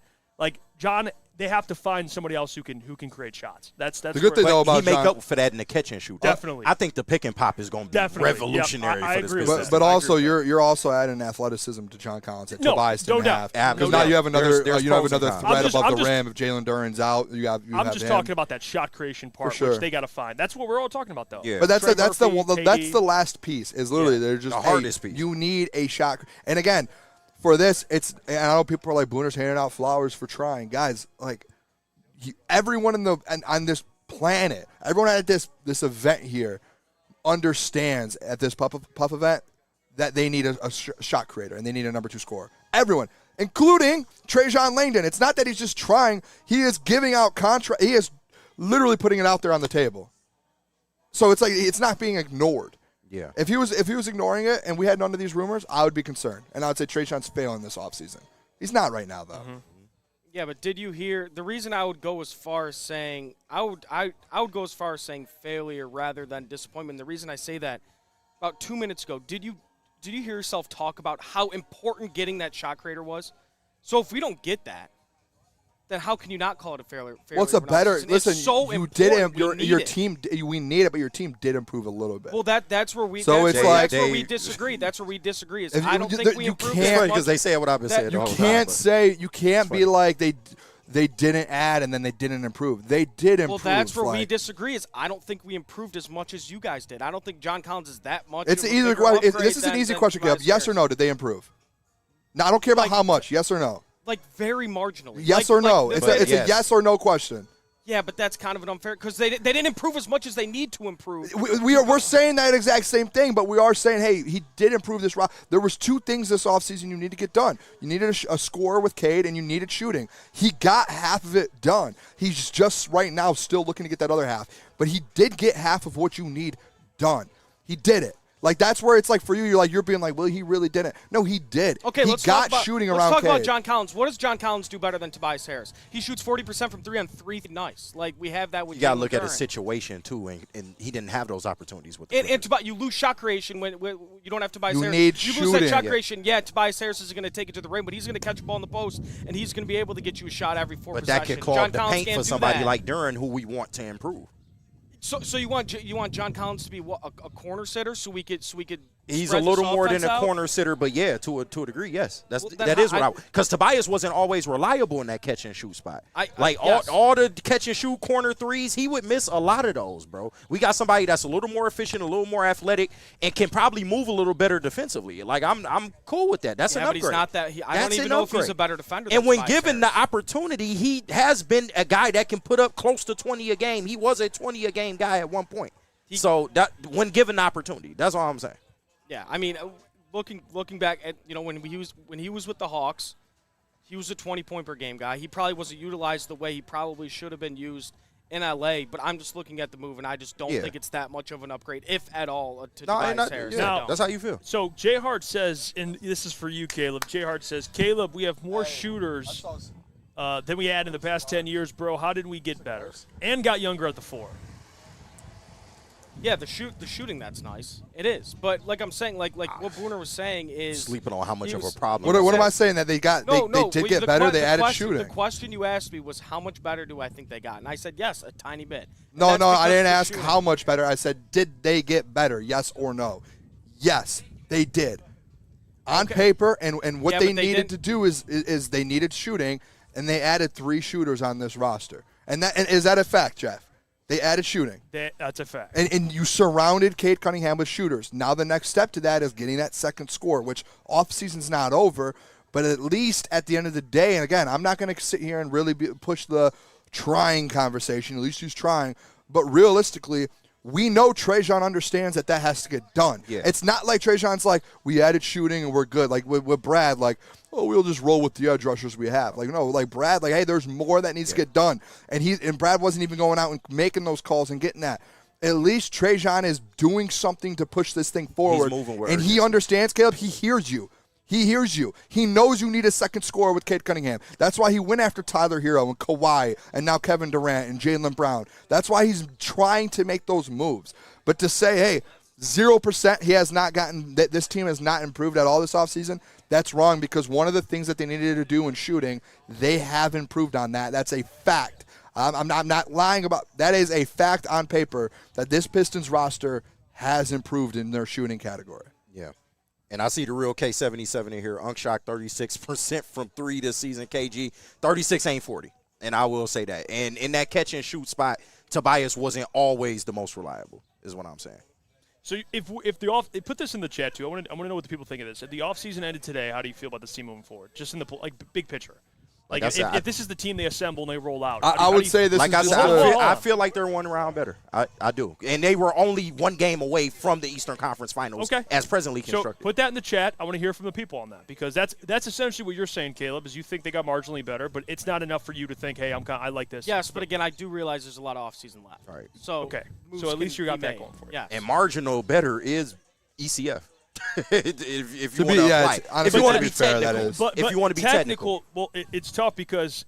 It's hard because every year's different. No, for sure. It doesn't mean ECF. It's not linear. These teams in the East have got. We talked about that's this. the other thing. Like, all these teams in the East got better. Who knows who you're going to play in the second round? It could be a better team than Cleveland was. That's where I'm at. Because it's like the it's the same thing. So when the Lions made the NFC Championship game, right, and you're like thinking, well, now we all assume next year was Super Bowl.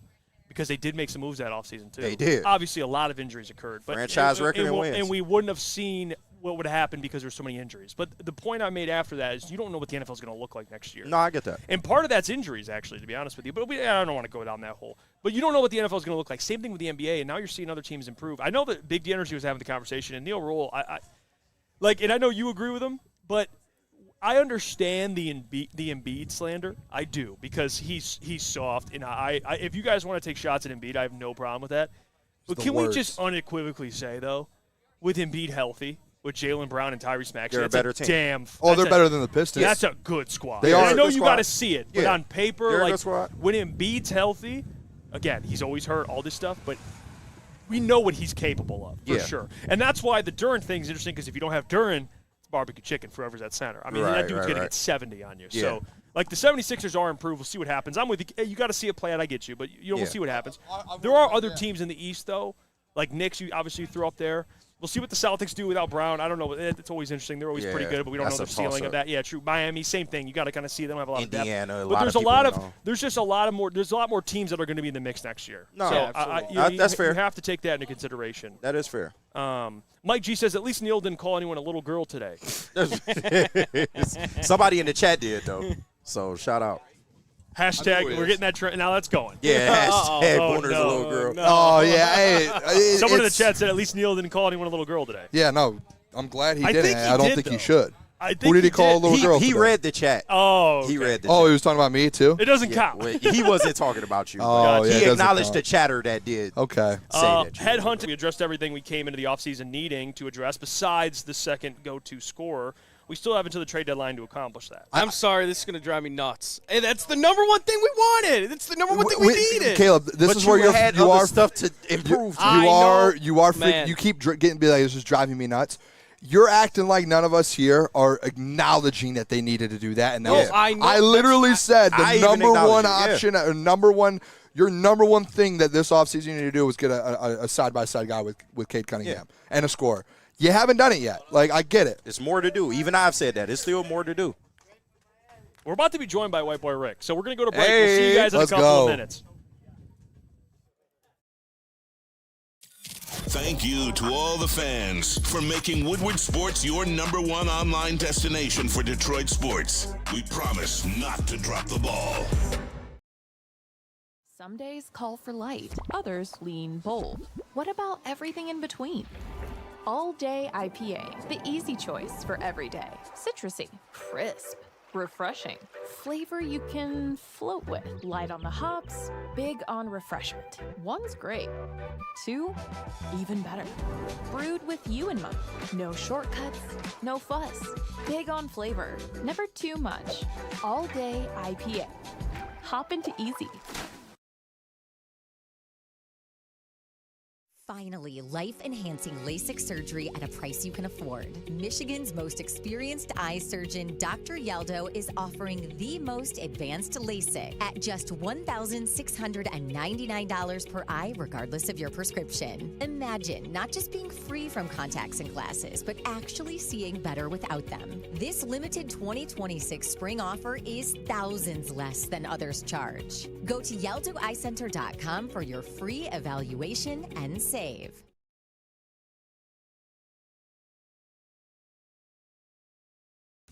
Rule and Sean Belizian wake you up every Monday through Friday on Detroit's #1 sports network, Woodward Sports. That's right, Big D Energy has moved to mornings. Get your morning dose of Neil's tone and Sean's insanity. Weekdays 8 a.m. to 10 a.m. Two Detroit sports legends coming together for the best Detroit sports morning show there is. Big D Energy, waking you up weekdays on Detroit's #1 sports network. We're back. It's crunch time here on Woodward Sports. We're at the 3rd annual Puff Golf outing. Beautiful and out we're here, joined man. by a special guest. Detroit legend. Let's go. White boy Rick. Rick, how are you doing? Great, guys. How are you? Good. It's good to see you. Fresh It's good off to a meet you. plane from Miami back to the beautiful state of Michigan. Let's go. How was Miami? It was nice down there? Miami's amazing, bro. That's That's where my residence is, so I love it. Yeah, we'll talk about your involvement here. What brings you out here? I know you co-founded, you got the 8th cannabis brand, and you've been involved in a lot of different things like that. But can you kind of talk about why you're here today and what your involvement is? Puff Cannabis, near and dear to my heart. Justin and Calvin, like my little brothers. I work very closely with them. They support the brand. They support all the charity work that I do. So when they call, I come, you know. Yeah. I slept 1 hour to make sure that I got here, so. Let's go. Are you going to get out on the golf course today at all? Probably not. I slept 1 hour. Okay, that's fair. That's fair. 1 hour. I did not. I was supposed to go to live with Flo, and I passed. Man, hey, that sounds like Making a the good trip time. 1 hour of sleep. Going to live. 1 hour, no drugs. Yeah. 1 hour. Well, you do a lot of stuff for the community. Obviously, you've advocated for social justice. You've done a lot of great things. Where does that passion? I know where it comes from, but any things you have going on that people can kind of support and help? We have a big Right audience now, there we're at raising Sports. money, actually, as we speak, for Love for a Child and for returning citizens. We're going to try and donate to Team Cares, which is a division of Team Wellness. I work very closely with them, the largest mental health provider in Wayne County. So I'm trying to raise the money to donate a whole semi full of underclothes to give back to the returning citizens and our juvenile restorative rights program for the kids. So working on that. Rescued 3 French bulldogs yesterday in Miami. Let's go. 2 of them are on a plane right now to Michigan.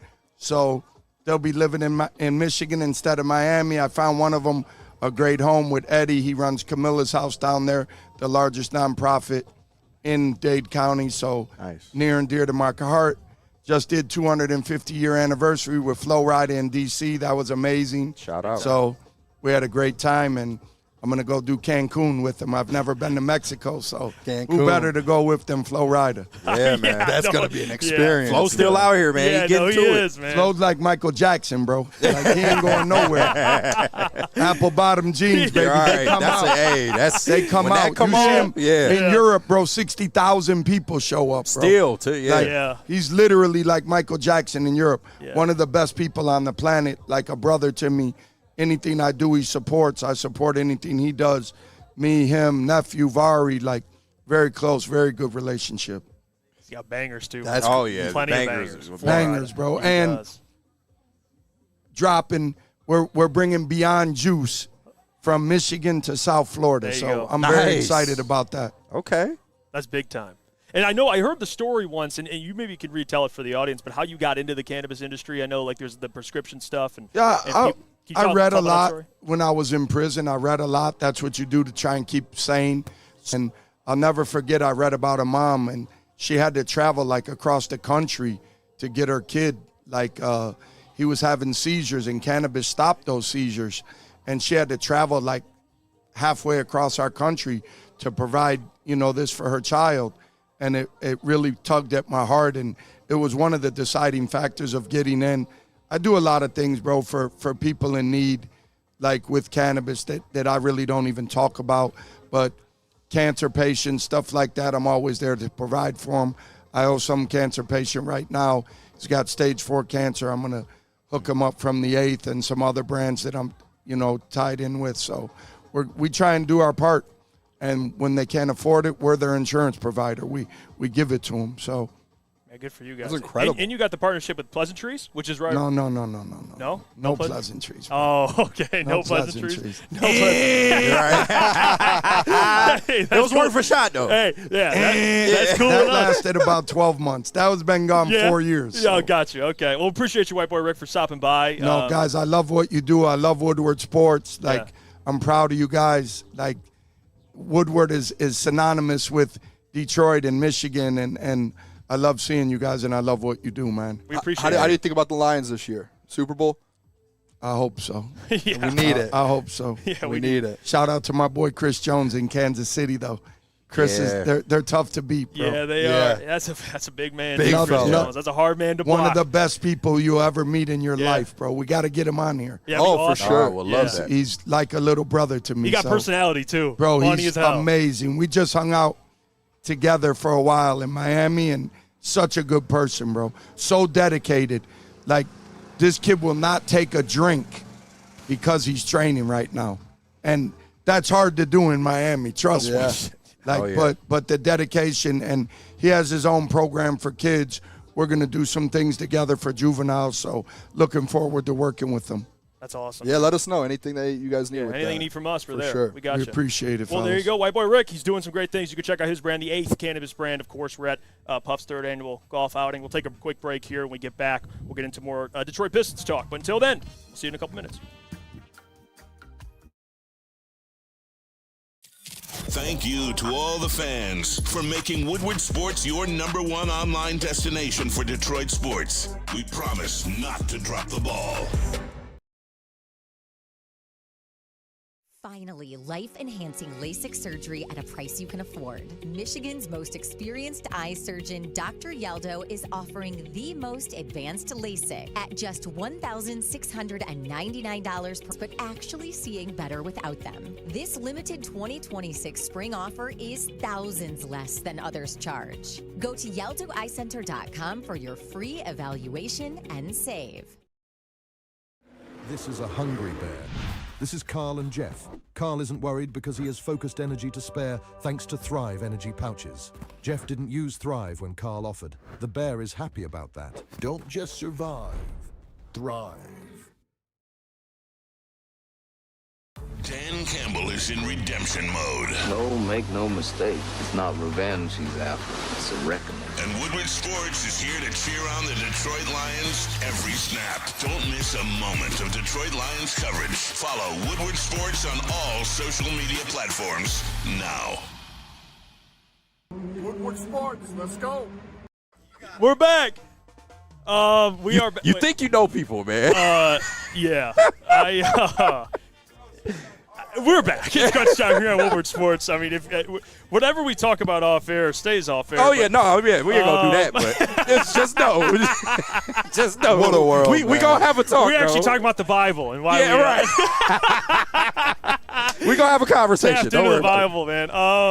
We got a lot to get to, man. We're joined by a good friend of the network, White Boy Rick. He's doing, Shout out. He got here an hour of sleep. Yeah, he's in 1 hour straight from Miami. Yeah. It's incredible. That's incredible. Hey, is my thing so I can hear myself on? Yeah, you should be.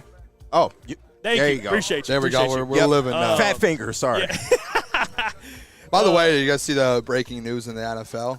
What happened? Rasul Douglas, Washington Commanders. Oh, no. 1 year, $3 million Him and deal. Brandon Ayuk, they're going together. What are the Lions I don't know if gonna Brandon do? Ayuk's going there They're anymore. 2 for 1 That- package. That is that so, kind of got dude, shut down. so weird, dude. Brandon What is Ayuk, Brandon Ayuk ruined his doing? relationship with He crashed it out, Jaden bro. Daniels, man. That's like He going might AB not- route.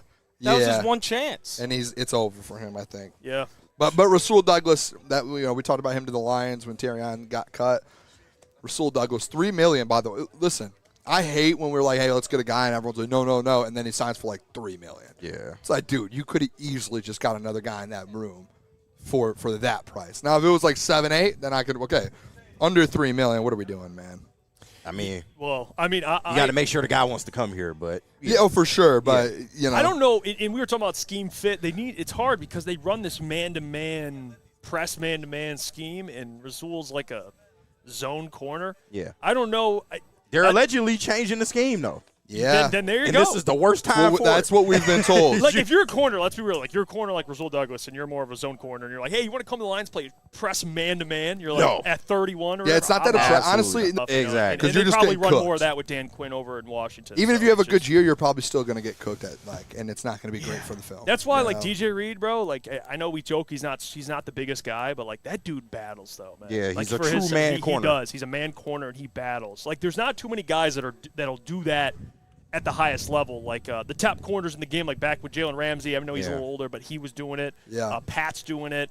Sauce is doing it. Like, those guys are taking a side of the field and being like, I got it. Yeah. It's just hard to find. Like, It's tough to find I don't those know. guys. I really don't. That's why, like, we could talk about all the additions the Lions could make, but I'm at the point now where I'm just kind of accepting the DB room. I'm gonna be honest. Like, I know will it's say, not the though, fun thing to do, but it's the reality. If a corner like that opens up, you got to go for it. You need I think Brad, and I get it. Like, I really understand. Like, he tried through the draft to go get that guy, and he drafted multiple corners. Yeah. He just swung and missed.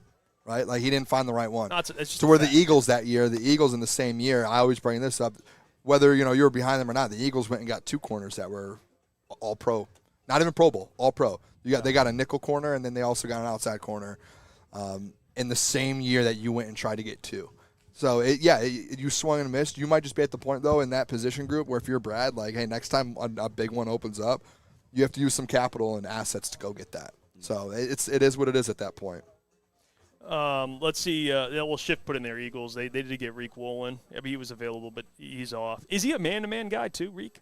Yeah, he I think plays Reek, man. I think yeah. he is. He plays a decent amount of man. But yeah, that kind of started the offseason. He went to the Eagles there. Pennington says, "What did White Boy Rick tell Booner? Wow, you look like all my customers." What is that supposed to mean? Yeah, what is that, man? He said, Booner. So they're good-looking guys, huh? He said, Booner, you're the greatest of all time. Keep doing what you're doing. That's that what what he he told me. said? Something like that. I did hear it. Along those lines. No, he's a great dude, by the way. Nah, shout out. Yeah, he's a huge. I mean, he's been supporting the network since back in the day. Oh, I yeah. remember. He pulled up on us. We was all smoking outside with D-Mac. He pulled up on us one night, man. Yeah. Shout out to him, man. He's one of the guys, man. Schiff says if Howie Roseman lost his cornerback one over some dumb stuff, he would have addressed it already. I mean, whoever that is isn't wrong. I hate doing it as much as the next guy where we just like compare everything. But you're not wrong. He's You're not wrong. That's why you hate to see I it. hate doing it, but let's be real here. Like, take your Lions fandom out of it. Like, if the Eagles lost their number one corner, they would have probably traded for someone right now. Yeah, well, I mean, they just went and got Tariq Woolen, and they already have a full secondary. Well, they lost. Darius Slay retired, didn't he? Yeah. Or he's gone or something. Yeah, he and they just retired. went and So signed he's Tariq now your Woolen. number two. So now, like, hold on, let me do this. Let's pull up Because there. they have. Let's pull up the Eagles depth chart. Quinyon and Tree. Cooper DeJean. And Cooper DeJean at the Nichols. Yeah, they Let's got pull up good their squad. depth chart. squad, a Their secondary. defense. Andrew Mukuba. He's good. Safety out of and Texas. Marcus Epps. Yeah, he's good. Well, he will be good. He's a rookie. So there's safety. And Kelly Ringo out of Georgia as well. He hanging around. So yeah, I thought he was going to be better. Yeah, me too. I was did. with I you, was KG. in on him. I was like, Ringo, this dude is legit. I bro. was in on him, dog. Oh, and by the way, they needed a linebacker. They went and got Jonathan Greenard. Yeah. Yeah, Grenard's good. So He'll go out there and get 8 sacks this year. 9 sacks, something like that. But they don't. I mean, to be fair, we'll keep it a stack. We'll be consistent. They don't have Aiden Hudson. Okay, fair. They don't. But they do have a hell of a secondary. And they got some linebackers. D tackles too. And D tackles, no question. It is disappointing to hear, though. You say, Jeff, like our secondary is what it is when it just still isn't good. Yeah, like am I off on that? Like, are we getting warmed up to the idea? It's 2 weeks away. No, I'm already. What are we Could they supposed make to it? do? Could they add somebody to compete? Absolutely, but realistically, What a are they gonna starter, do? Are they going to Like, get a starter? Brad doesn't panic. Do moves like that. No, He does, no. Yeah, they are happy with what they have. They Yeah. went and got those vets, on the back end.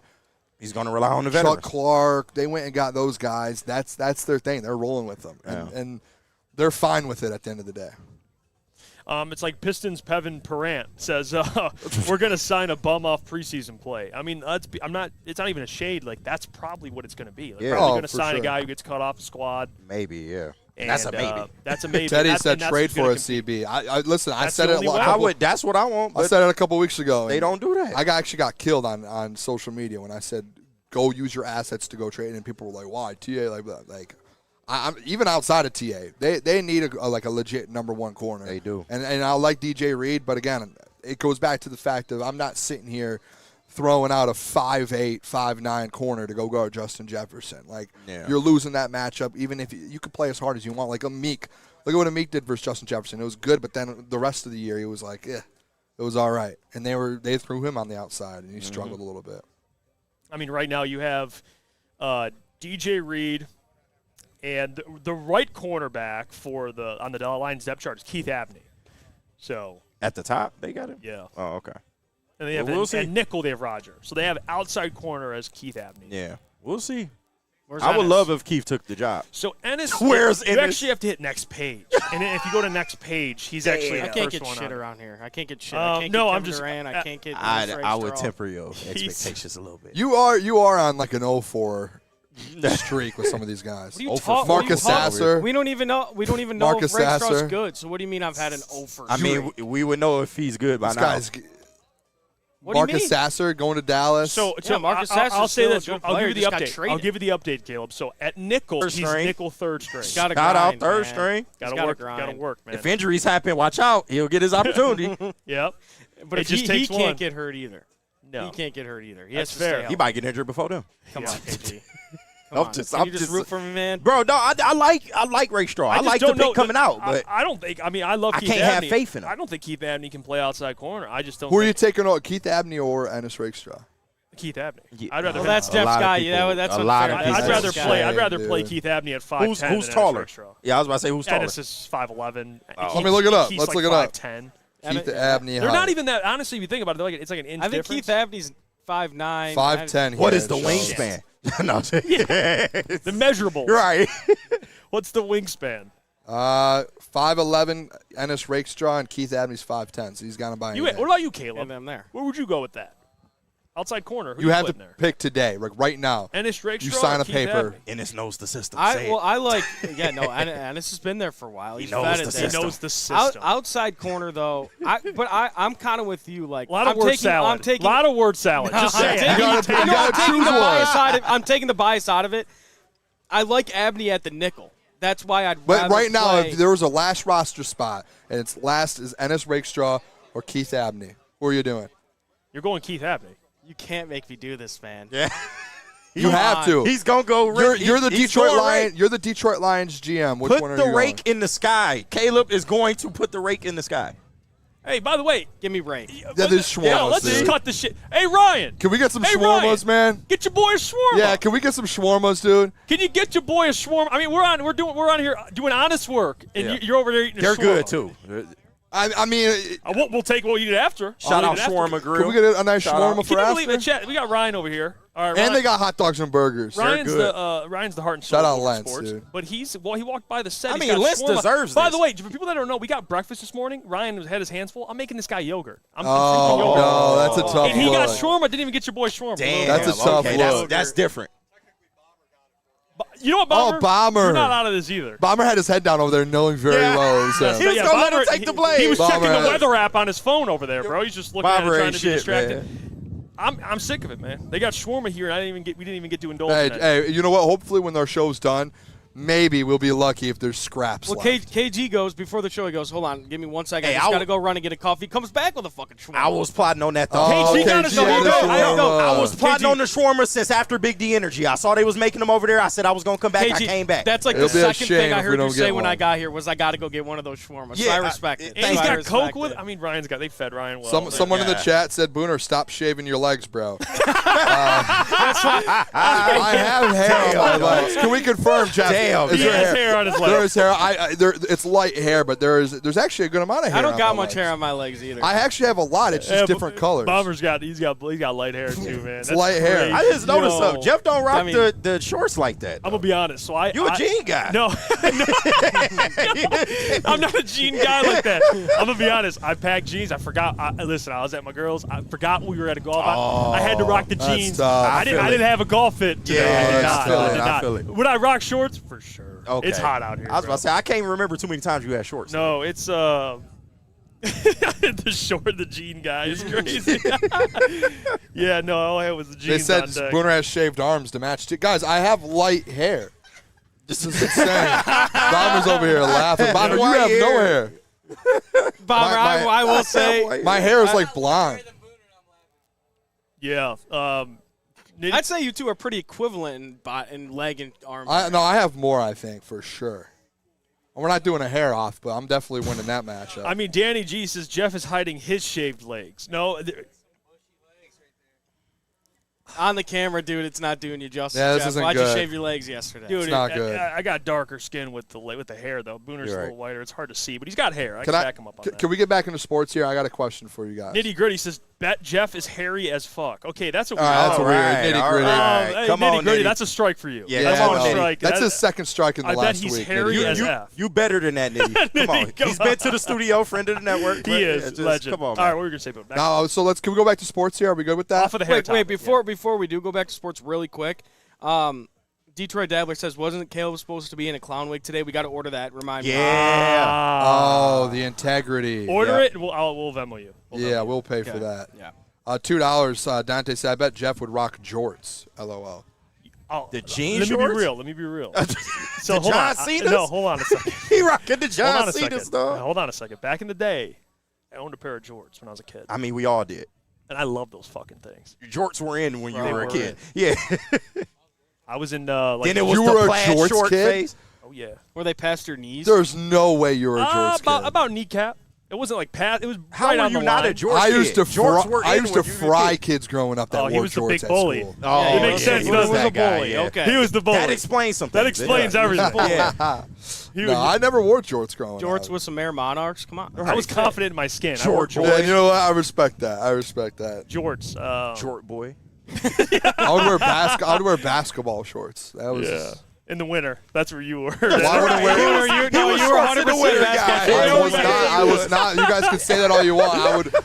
I hooped, so I would wear basketball shorts and throw sweats on over them to school. So you had the shorts under the I was always Did you have the rip-offs? not the rip-offs, not the rip-offs. You're I'm ready lying. to ball Caleb's anytime. loving this, by the way. Caleb's been. The rip-offs, bro. Just No, don't bring Caleb into this. We talk What about did your I? rip-away What did I? pants. No, Booner, continue. What did I do? No, you've been dogging me all morning, and now all of a sudden you're laughing at me. What am I dogging him? What are you talking about? It's ridiculous, What is that man. spin zone you just tried? That's a hell of a spin zone. Yeah, I haven't dogged you all morning. I mean, dude, I was a hooper growing up, so I would always have shorts, and then sweats. And if anytime that it was like, oh, we're going to hoop, not rip them. I didn't have the rip. I didn't have the rip.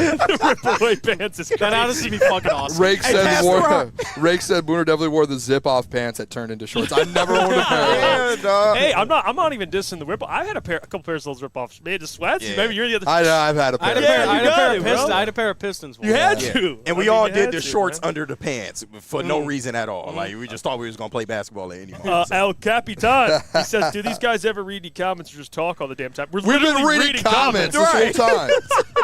Y'all, man, the chat is a special bunch, man. Oh, man. Someone asked something about Samsung. I didn't even know Samsung was still around.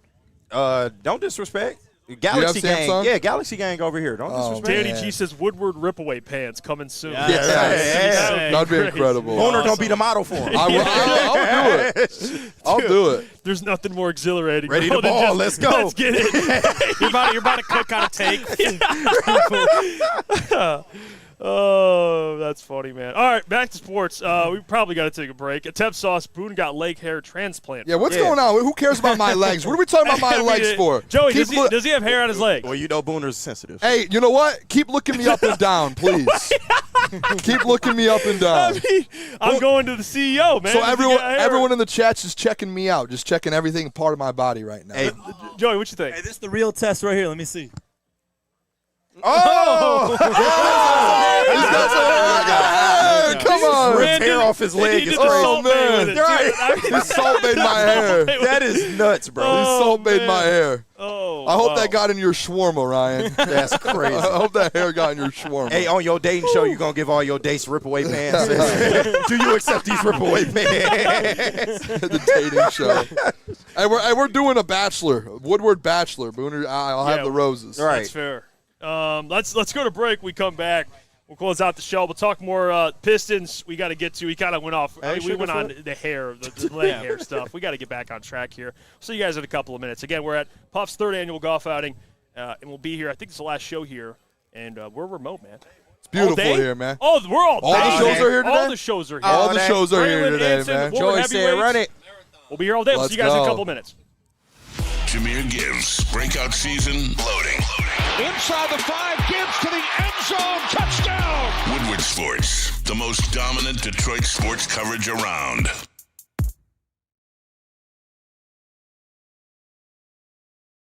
Planet Fitness now has even more best-in-class strength equipment. Join today for $1 down and save. We're stepping it up. We're not slowing down. Finding new faith, new focus. Love that new equipment smell. So, you in? Join the club today. Save when you join for just $1 down, $15 a month. Planet Fitness. We're all strong on this planet.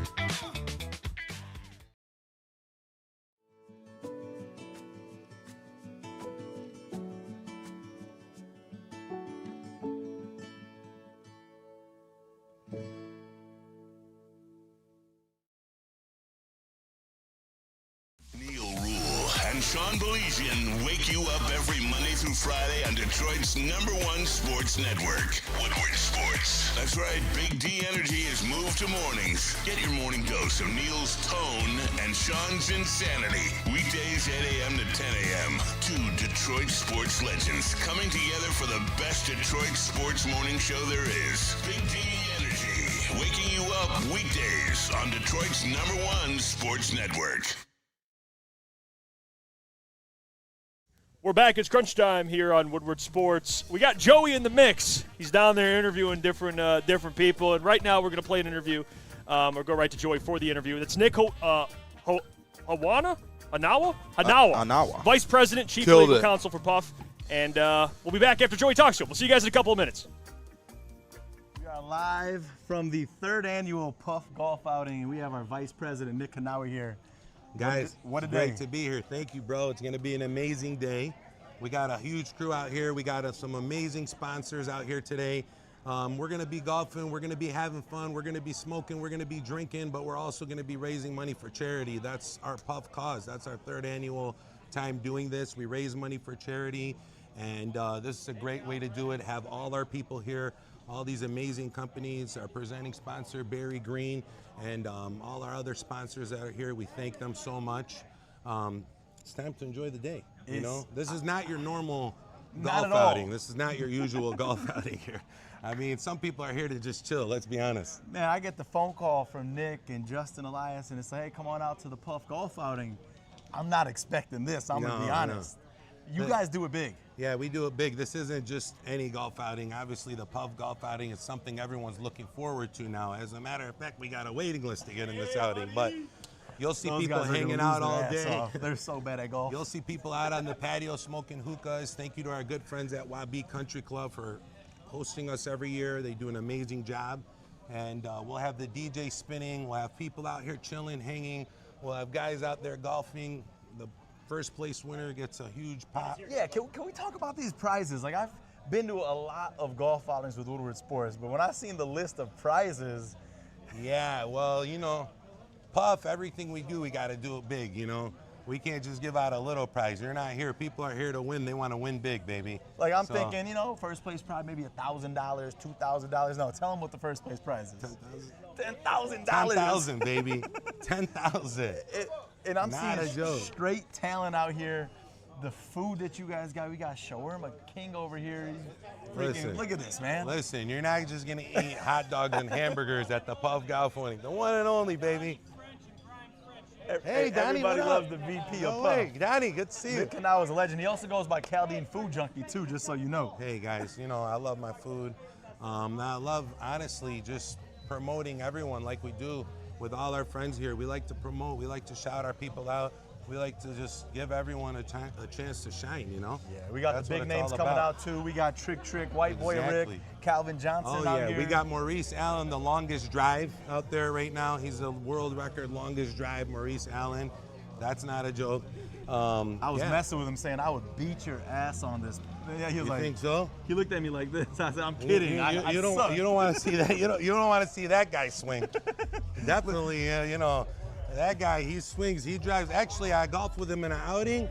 It was great. We played. What do they call that when you just hit the other person's ball? Like the scramble? Scramble. Yeah. Okay. And with him, it was easy because he just drives all the way to the putting green. That's the teammate you want. You know, exactly. He just drives it all the way there. So really, I didn't even have to get out of my cart. That was Justin Elias, by the way. What up, Justin? Hey, that's Justin why we're Elias. out here. We like supporting good people because that's what Puff's all about. Really just being out in the community, doing good things. Like we said, obviously, a lot of charities tied towards this. We do a lot of good things. You know, all of our initiatives that we come up with are thought out. Our company does a lot of things throughout the year, but this is a way that we got everybody engaged, not just our customers. We do, every year we give away thousands of turkeys throughout the state at all of our stores.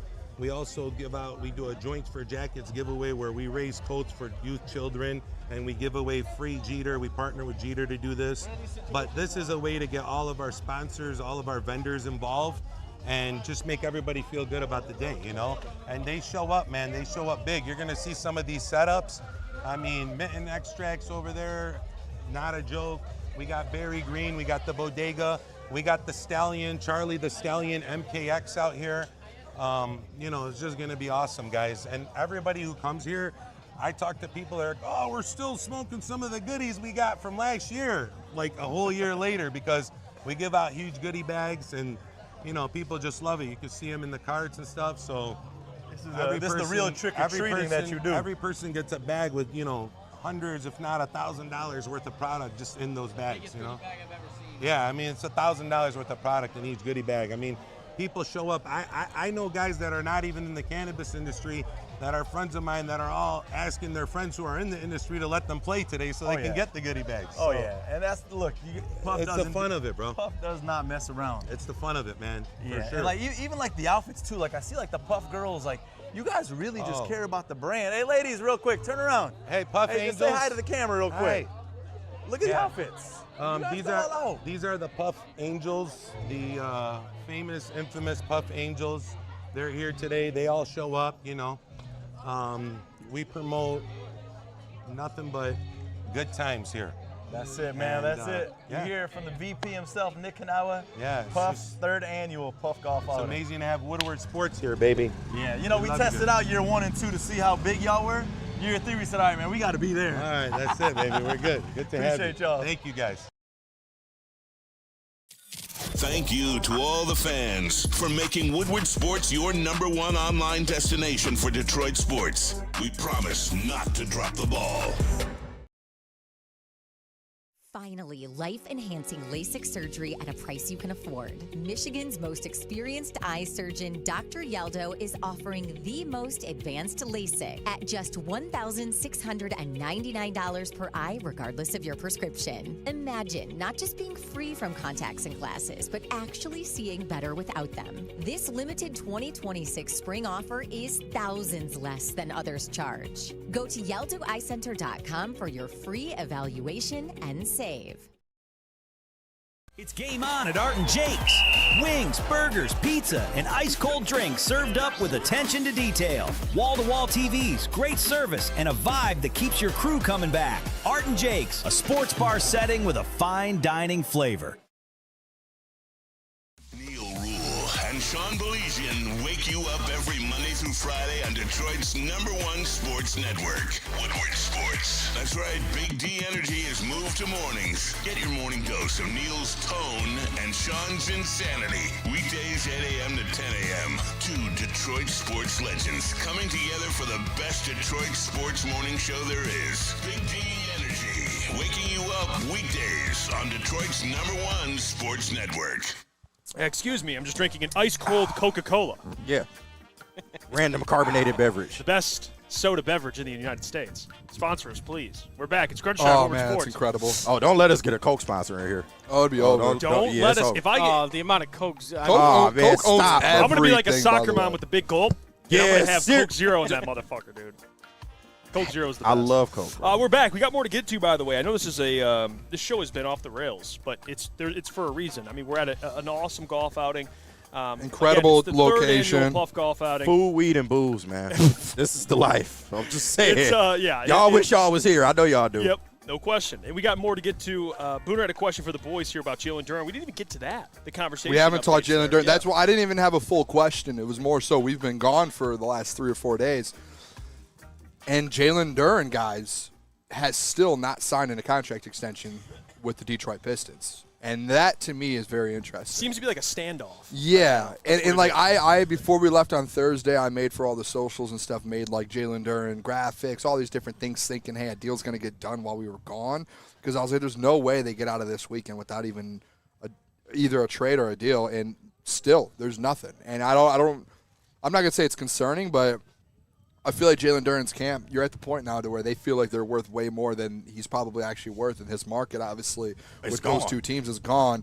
And now him and his team is sitting there kind of, twiddling their thumbs and trying to figure out, like, where are we at now? Because now the Pistons have all the cards, which we talked about last week. And the report comes out yesterday or Saturday that the Pistons aren't valuing Jalen Durant over $35 million a year. And we all know Jalen Durant's max outside of the Pistons was 177, 45-ish a year plus. His max with the Pistons, if they were going to give him the max, it's like 50-something a year. And they don't even look at him as a $35 million player. So I think there's a little concern there. And the fact that there hasn't been anything done yet, I would say it's a little concerning. Or it's maybe more so interesting because that means Trajan is still out there looking for trades and looking for opportunities if that doesn't kind of work out. I mean, he can keep looking for opportunities. I don't know. Yeah. I don't know how many opportunities are really out there. Hey, by the way, you got Sacramento who can't get it done unless they trade, unless you take on garbage, basically. No, all due respect, but basically salary garbage. For sure. DET in the chat said, I told you guys you didn't want to play here. Maybe there's truth to that. I mean, What? clearly Maybe there at this is, point. because a couple weeks ago it came out that he wanted to sign and trade, and everyone was like, "No, it's just it's his agent doing it." Contract negotiations. What if that was true? And Trajan's like, "We're not giving you up for nothing," and Jalen was still like a couple weeks ago that was a true statement, and he actually does not want to be in Detroit anymore. And we all just put it off of as hey, it's a negotiation tactic, but realistically, that could have been a true statement, and that's why a deal has not gotten done yet. That'd be a little crazy. If there's truth to that, here's the reality of it. Durant seemed to love being here. This is just we're just kind of spitballing. He loved to be here. He played bad in the playoffs. He got a bunch of crap for it, and now the narrative potentially is, well, he might not want to play here.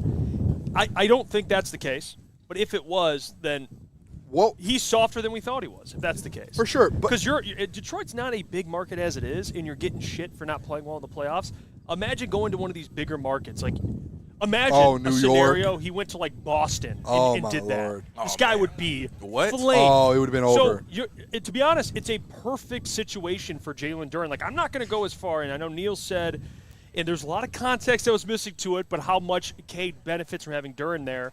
Like, Durant benefits a lot from having Cade there. And, yeah, if you want more money, you want more money. But the fact of the matter is, if you come back to the Pistons, you're going to have one of the best point guards, the best American player, in my opinion, right now, giving you the rock and giving you easy layups. So from Durant's side, this makes the most sense to come back for his career, for a place he's already been there.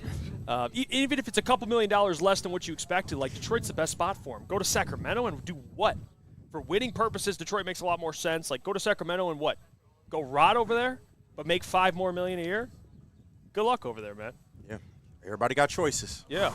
You saw I didn't break when there was a distraction? Yeah, no, that was a distraction. No, it was a distraction. I'm not going to lie. I think there was a big moment in my life that just happened right there. Caleb saw it everything happen. into existence. Caleb just saw it happen. I was cooking on Jalen Durant. I didn't know if I was crazy. Caleb looked at me and was like, "No, you're not crazy, bro." Yeah. I'm not going to say it. You can say it if you want. I mean, Is she going to be on your dating show? You could say it if you want, Caleb, because I'm not going to. People won't believe me, but that happened. Yeah, beautiful woman eyeing Booner. Stared at me. Yeah. Like, stared at you. Beautiful. You sure she was staring at you? No, Jeff I next to you. looked at Caleb. I looked at Caleb to double check.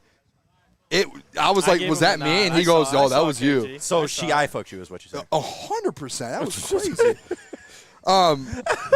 Lost his train of thought. Nuts. I had to look at Caleb to confirm if that was like looking at me or not. He said, "Oh no, it was." You should have been looking back at her. I was. It was a long eye contact. What kind all of the way operation down. are we running around here? All right, I was just Jalen Durant. I will say this. He's gonna repeat everything I just said. No, I'm not. Because I actually had something to go off of what you said. Can I give it an example? And I'm not going to use this example with Jalen Durant as a player-wise, right? Like we were talking about comp and how good the player is, but I'm talking about situation of something that's happened. Josh Reynolds after the NFC Championship game. I'm not comparing him to Josh Reynolds, but remember when he dropped those 2 passes and the city of Detroit and people were going at him like you performed in the regular season, you dropped those passes in the playoffs, like blah blah blah, all this, and he was due as a free agent. Similar situation to Jalen Durant where he performed in the regular season and then it turns out into the playoffs to where has bad performances. The city of Detroit and the fans go at Jalen Durant pretty heavily, right? Like, fans were going at him. Same with Josh Reynolds. Remember, everyone wanted Josh. Like, I thought Josh Reynolds potentially would have re-signed because you needed that piece and he was cheap. What did Josh do? Reports came out that Josh didn't want to play in Detroit anymore. And why was that? Probably because the fan base went at him so much because he dropped those passes. I wonder if there's a side of Jalen Durant where the fans have gone so, like, after that performance and he was so bad and he saw the criticism that he was like, I don't want to be here with fans that hate me like this. Because that's what happened with Josh Reynolds. Again, Josh got it bad. I'm not comparing players, but Jalen Durant has taken a massive hit from Pistons fans this offseason. And I wonder if there's a world in his camp and in his world, he's like, screw that. I don't want to deal with fans doing that to me and jumping off the bandwagon on me. I want to go somewhere where they actually want me and respect me. If he did that, then it's like Jeff said. He soft his baby shit. Yeah, I think like Gerber baby. Because, like, bro, you going to get that anywhere you go and you don't perform, you're going to get that. It's gonna. It could be worse in, like they were saying, it could be worse in different places, too. But another thing. Hey, that Boston fans, Philly fans. I do understand that, those fans are fucking. But you'll get that regardless. No where doubt. You go, exactly. So, it's just like, come on, bro. If that's the reason, that's whack. One thing I'll say, too, is that, and shout out, I don't want to disrespect anybody right now, but we've seen how this whole thing has played out, guys. I don't think his agent's that good either. The only other player in the NBA, I can't remember his name. I can't remember his name. NFL agent. Alleged NFL agent. He's an NFL agent. Guys, did you see the only other NBA player that he represents is Tari Eason? Did you just see that contract Tari Eason signed? 5 for $81. Tari Eason's a way better player than whatever 5 for $81 is. Like that's and he might not know, his agent might not know how the NBA landscape and everything works yet. So his agent might not be that great either. It might be one of those things as well. Shafe Fields? Yes, that's who it is. Yes, thank you. Bad agent? Is that what we're learning? So he's a football player. He's a former NFL player who represents NFL guys. And, Eason he does represent. And that contract, I saw that contract. I was like, ugh. Yeah, I think everybody on Twitter was like, what the fuck? Like, Tari Eason's a better basketball player than that. Yeah, that was I was wondering. I saw the Eason stuff. I was wondering what was going on with that. I didn't realize it was the same agent. Yeah. And that they were still doing that. Because he did represent, sorry to interrupt you, he did represent, it says Geno Smith at one point. Gino's been getting I feel like paid. he got bags for sure. But NFL, NBA, it's different worlds. Different worlds, though, man. I don't know much about his agent. I don't. Because you do have to realize, though, like as much as there's salary caps and all that, there is different. The contracts are different, and especially for teams with the different stages of contracts that you have now in the NBA and all these different levels, you have to really fully understand how that works. And maybe he's, if these are his first couple clients in the NBA, maybe he doesn't have that experience. Where in the NFL, it's really just every man for himself. You have the salary cap, but there's there's none of these levels, and there's none of that. It's just go get a contract. Where Gino has gotten paid. But he's a football player. He's a football player. It's an NFL. I think Neil brought that up, didn't he, KG, when he was like, "This is when you get an NFL guy doing NBA stuff," you know. So, that's actually a side of this whole thing we have not discussed. This agent has been fumbling, bro. That's what that's where I like this weekend. I thought we were going to come back from 4th of July weekend. This guy stinks. It does. I thought we were going to come back from the 4th of July weekend, and there was going to at least be a contract or a trade done. And it is going on very, very long. Hold on a second. How long? There's a timeline situation with restricted free agents. I think July 6th or the 7th is the is a deadline for teams to offer. In NBA? I believe so. Yeah, I think it's today. So it might be today. Yeah, So we'll it's find out today. That's why it's like they're literally waiting until the last day. I think it's today is for other teams to offer Jalen Durant. And then tomorrow I think teams have like a deadline to match. Yep. And then they kind of go from there. I knew there was like a timeline that was coming up. Yeah, it's today. So today I think is other teams are able to have to put in by a certain time. Caleb, are you looking that up? Yeah, I'm looking it up. I think it's. It says. I'll go let ahead. you go Go if ahead. you Go have ahead, it. Jeff. It says July. So I'll go through the whole timeline. June 29th, qualifying offers must be tendered by the team to make a player restricted free agent. July 1st, the new league year and free agent begins. Free agency begins, allowing RFAs to sign offer sheets. July 13th, the last day for the original team to unilaterally withdraw a qualifying offer. The one date in there you didn't say, July 6th, which is today. Yep. Matching period begins, meaning a player's original team has 2 days to match any offer sheet. So today, other teams have to have their offer in by today. Mm-hmm. And the Detroit Pistons for the next 48 hours will have 48 hours essentially. Yeah. Today marks the end of moratorium. I can't pronounce that word, but moratorium. That's the word. So that's the period right before like the regular free agency opens up, I believe. So, yes. Yeah. I believe so. Yeah, so he's it clock's ticking, man. Clock's ticking. He ain't got much more time. And his leverage is going down. You know what I've seen recently? I know I don't know if it was DNC. DNC, if you're watching, you can correct me on this. I don't know if you said. I don't think you said it. Someone else said it, but the qualifying offer thing was it DNC who said that in the chat? Him that brought it up. And we shredded it because I just think it's such a stupid thing to suggest. I've seen that thrown around too, but he would sacrifice so much guaranteed money, which why would he do that? Yeah, and I was talking to Neil about so it much. Friday, and he was basically like, "Is that a thing that could happen? Is the qualifying offer if they don't get a deal done?" And Neil's like, "I don't think," because essentially that'd be Jalen Durant betting on himself again. And Neil said, "I don't know if Jalen Durant's like that. I don't know if he's like that. I don't know if he has that dog in him like that. Even though he did it going into this offseason, but this is a totally different. It's not even about having dog in you. That's just smart. That's not.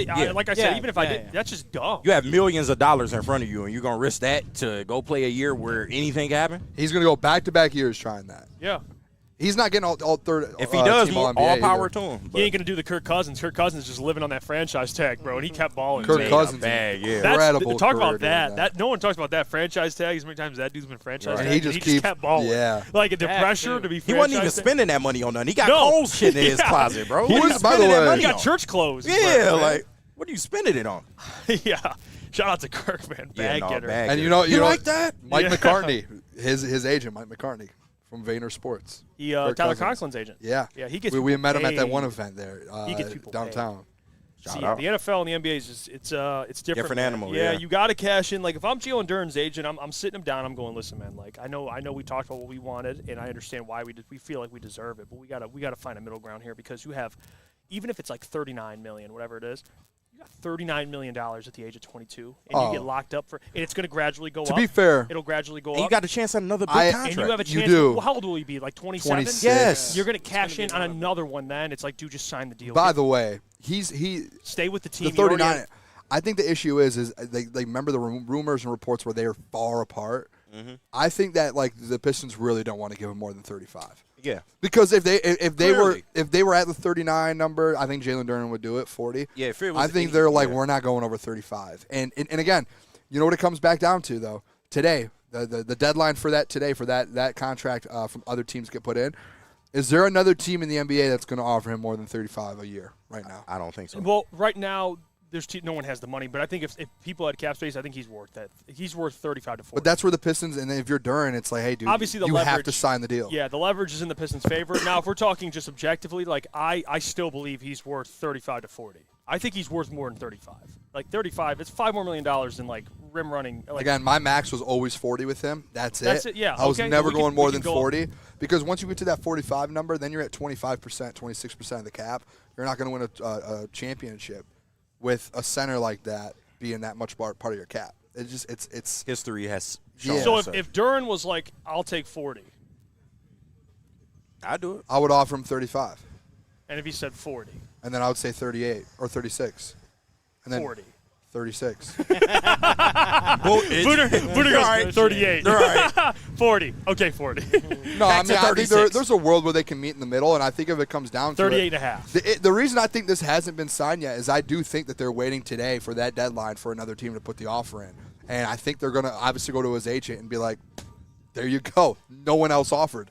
So now what do you guys want to do? Yeah. And his agent has nothing at that point. And if I'm Jalen Durant, no offense to his agent, if that ends up working out the way it did and you somehow could have played this to getting 40, I probably would fire my agent because you just lost me out on $20 to $30 million over the next 4 years. So you're probably going to get fired and you're going to go get a new agent. And I kept saying that, too. Like, people think the sign-and-trade stuff is so complicated. People think, like, oh, yeah, just sign and trade.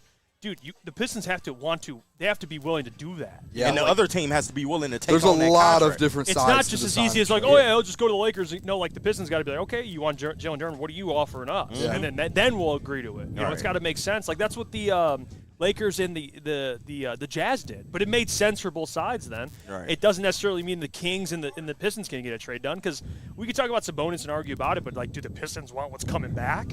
That's what they have to decide, you know, and clearly no. Clearly no at this point. But we'll see.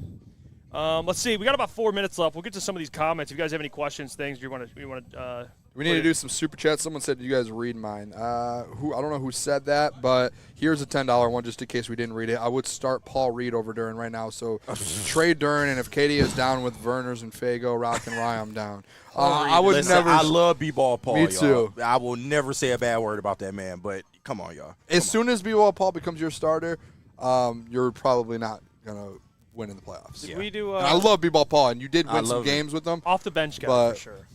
By the way, I just want to throw this out. There's a basketball hoop over there. Lentz and Bomber are just shooting hoops right now. Oh, for real? Yeah, they're just shooting hoops. Oh, wow.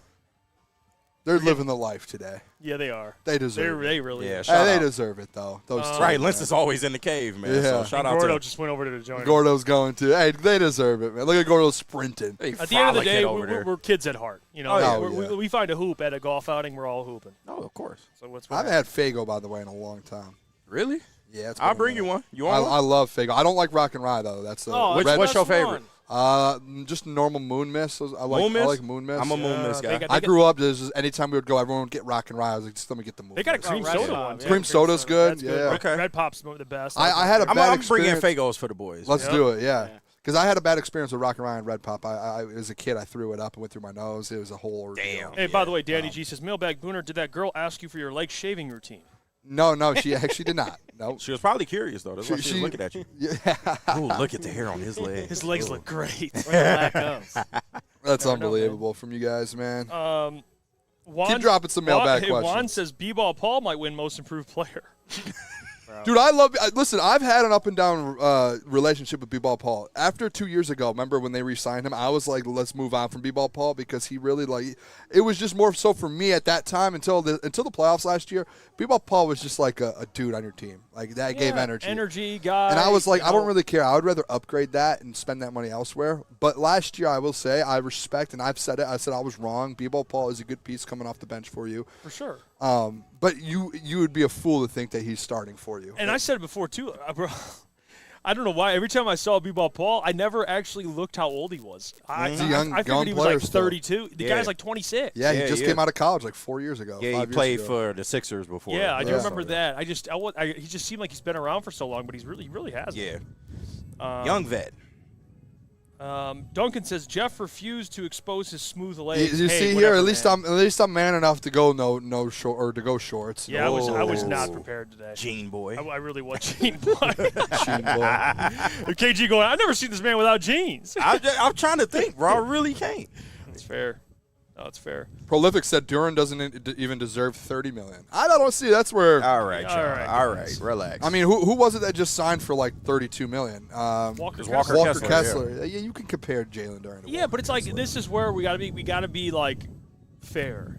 He is third-team All-NBA, All-Star. Like that. Okay, you just said 32.5 for Walker. The price is up for Jalen Durant. 35. I think that's where 35 is fair. He Walker is a good player though. We can't. I'm not. No, but if I'm the agent, I'm saying, is he an All-NBA player?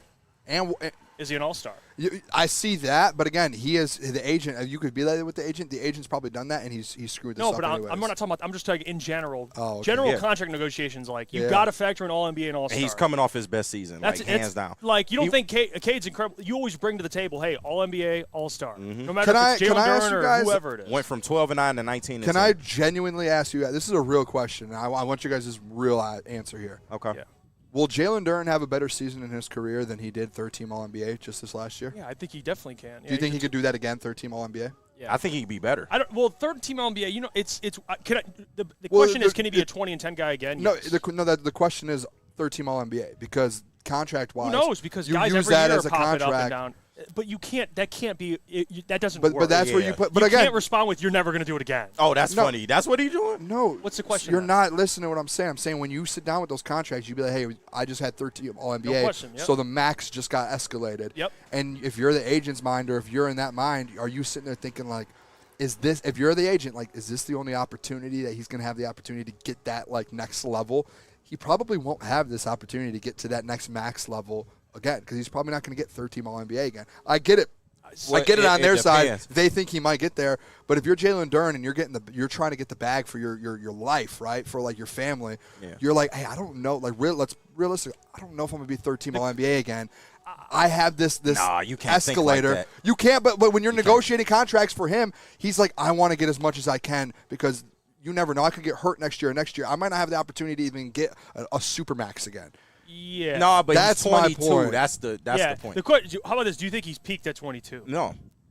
Listen, I look at it contract-wise to where this could be in majority. This won't be his last contract. No, it's not, but you guys don't hear what I'm saying. Majority of these players, they only, like a lot of NBA players, MLB players, NFL players, they only get kind of one time to negotiate a supermax deal. Yeah. Unless you're a superstar, you're probably not going to have 2 or 3 opportunities to go get a supermax. Like James Harden, Kevin Durant, Cade. Like Cade's going to have 2 or 3 opportunities in his career to go get a supermax.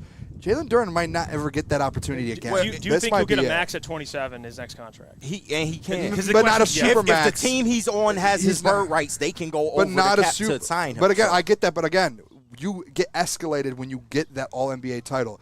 He might not get that All-NBA title again, so he might never get that opportunity to get the Supermax again. Well, you know what I'm saying?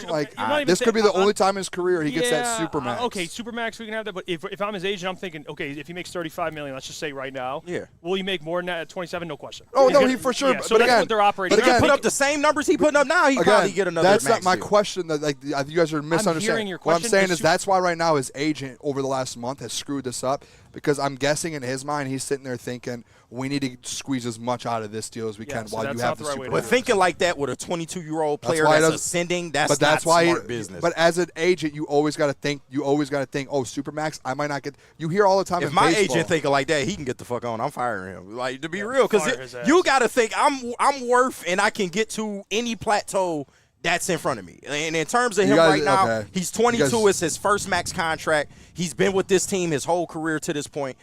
Yeah, I get what you're trying to say. No, we're Bonner. hearing you, but we say if the agent's thinking like that, he's well, a bad obviously, agent. but you have as an agent, you have to be like, I got to squeeze as much out. Like you guys are saying that he's a bad agent. No, it's like the same thing in baseball. You hear it all the time in baseball where they're like, this is going to be his only max deal he's going to get. It's different. It's not though because as an agent, you're sitting there trying to squeeze as much out as you can, and you're like, hey, he might not have a supermax option in the rest of his career. So you're trying to get as much money as you can for him. Like, dude, if you're an agent and your player has a supermax on the deal on the table, and you end up only with $35 million, that's a miss on your agent's end for your career. That's what Durant struggled in the playoffs. He's restricted too, and then he struggled in the playoffs. That's why he's not getting the supermax. Yeah. You know? It also, but like, if you're, I think that the question would be, I think it would apply if he was 27 and he was getting extended. I would be like, this is his last chance at a bag. It's his first big contract. But I do think like I just don't think he'll be an All-NBA ever again in his career. Like he'll be good. He'll be a 20-10. Well, I think he'll still be a 20-10 guy, not peak. But like I just think when you 20-10 would get you a max. Yeah, it's not going to get you an All-NBA team. I think that this year was more of a down year. Like the fact that Cade was out and he was able to really take advantage of that for about a month and a half, 2 months. And I think that some other centers in the league were down a little bit. I think he was able to kind of take advantage of that. You don't think he'll make another All-NBA? I think it's hard to do it when you're not like he peaked. That's what the question is. I just think he continues to – no, because I think he can have a better year and not make an All-NBA team. Okay, we'll end it there. Right. I'm confused. What are you talking I guess it depends. Yeah, it's hard. I think this year was. I think this year was a Could there down. be another year like this year in the next 10 years? It was a down year for centers, but you guys are looking at it as Jalen Duren's like his playing. I'm looking at his contracts. He's not. I don't think like to get that All NBA Supermax, you have to get an All NBA team. I don't think he'll be an All NBA team again. Okay, so do you think I think he's going to continue to be a 2010 guy like he was this year. But he won't be an All NBA guy. But I guy think this year it was the centers were down a little bit, and I think that he took advantage of Cade But do being you think out for a it's while. plausible that another year could occur like this year where it's a down year and he could make it? Potentially, but I wouldn't bank on it. But what are you saying in regards to this contract negotiation in terms of? Well, I think he's at 35, and that's it. Like I don't think he has leverage. Okay. We'll get out of here. And I think it sucks for his agent screwed it. We'll get out of here. We appreciate you guys. We'll be live tomorrow back at the studio. Again, Braylon Anson, the heavyweights, will be here as well. Third annual outing for Puff. Shout out Puff, man. This is a beautiful place. Beautiful event. Treated me like a king out here. We'll catch you guys tomorrow, 11 to 1. Until then, peace. Love you guys. The next generation of Detroit sports media is here. Crunch Time is back on Woodward Sports. Join Jeff Iafrate and Booner Monday through Friday, 11 a.m. to 1 p.m. Taking Detroit sports coverage to the next level with massive interviews, viral moments, and the best live reactions. Get ready, Detroit. The young guns are taking over. Crunch Time on Woodward Sports.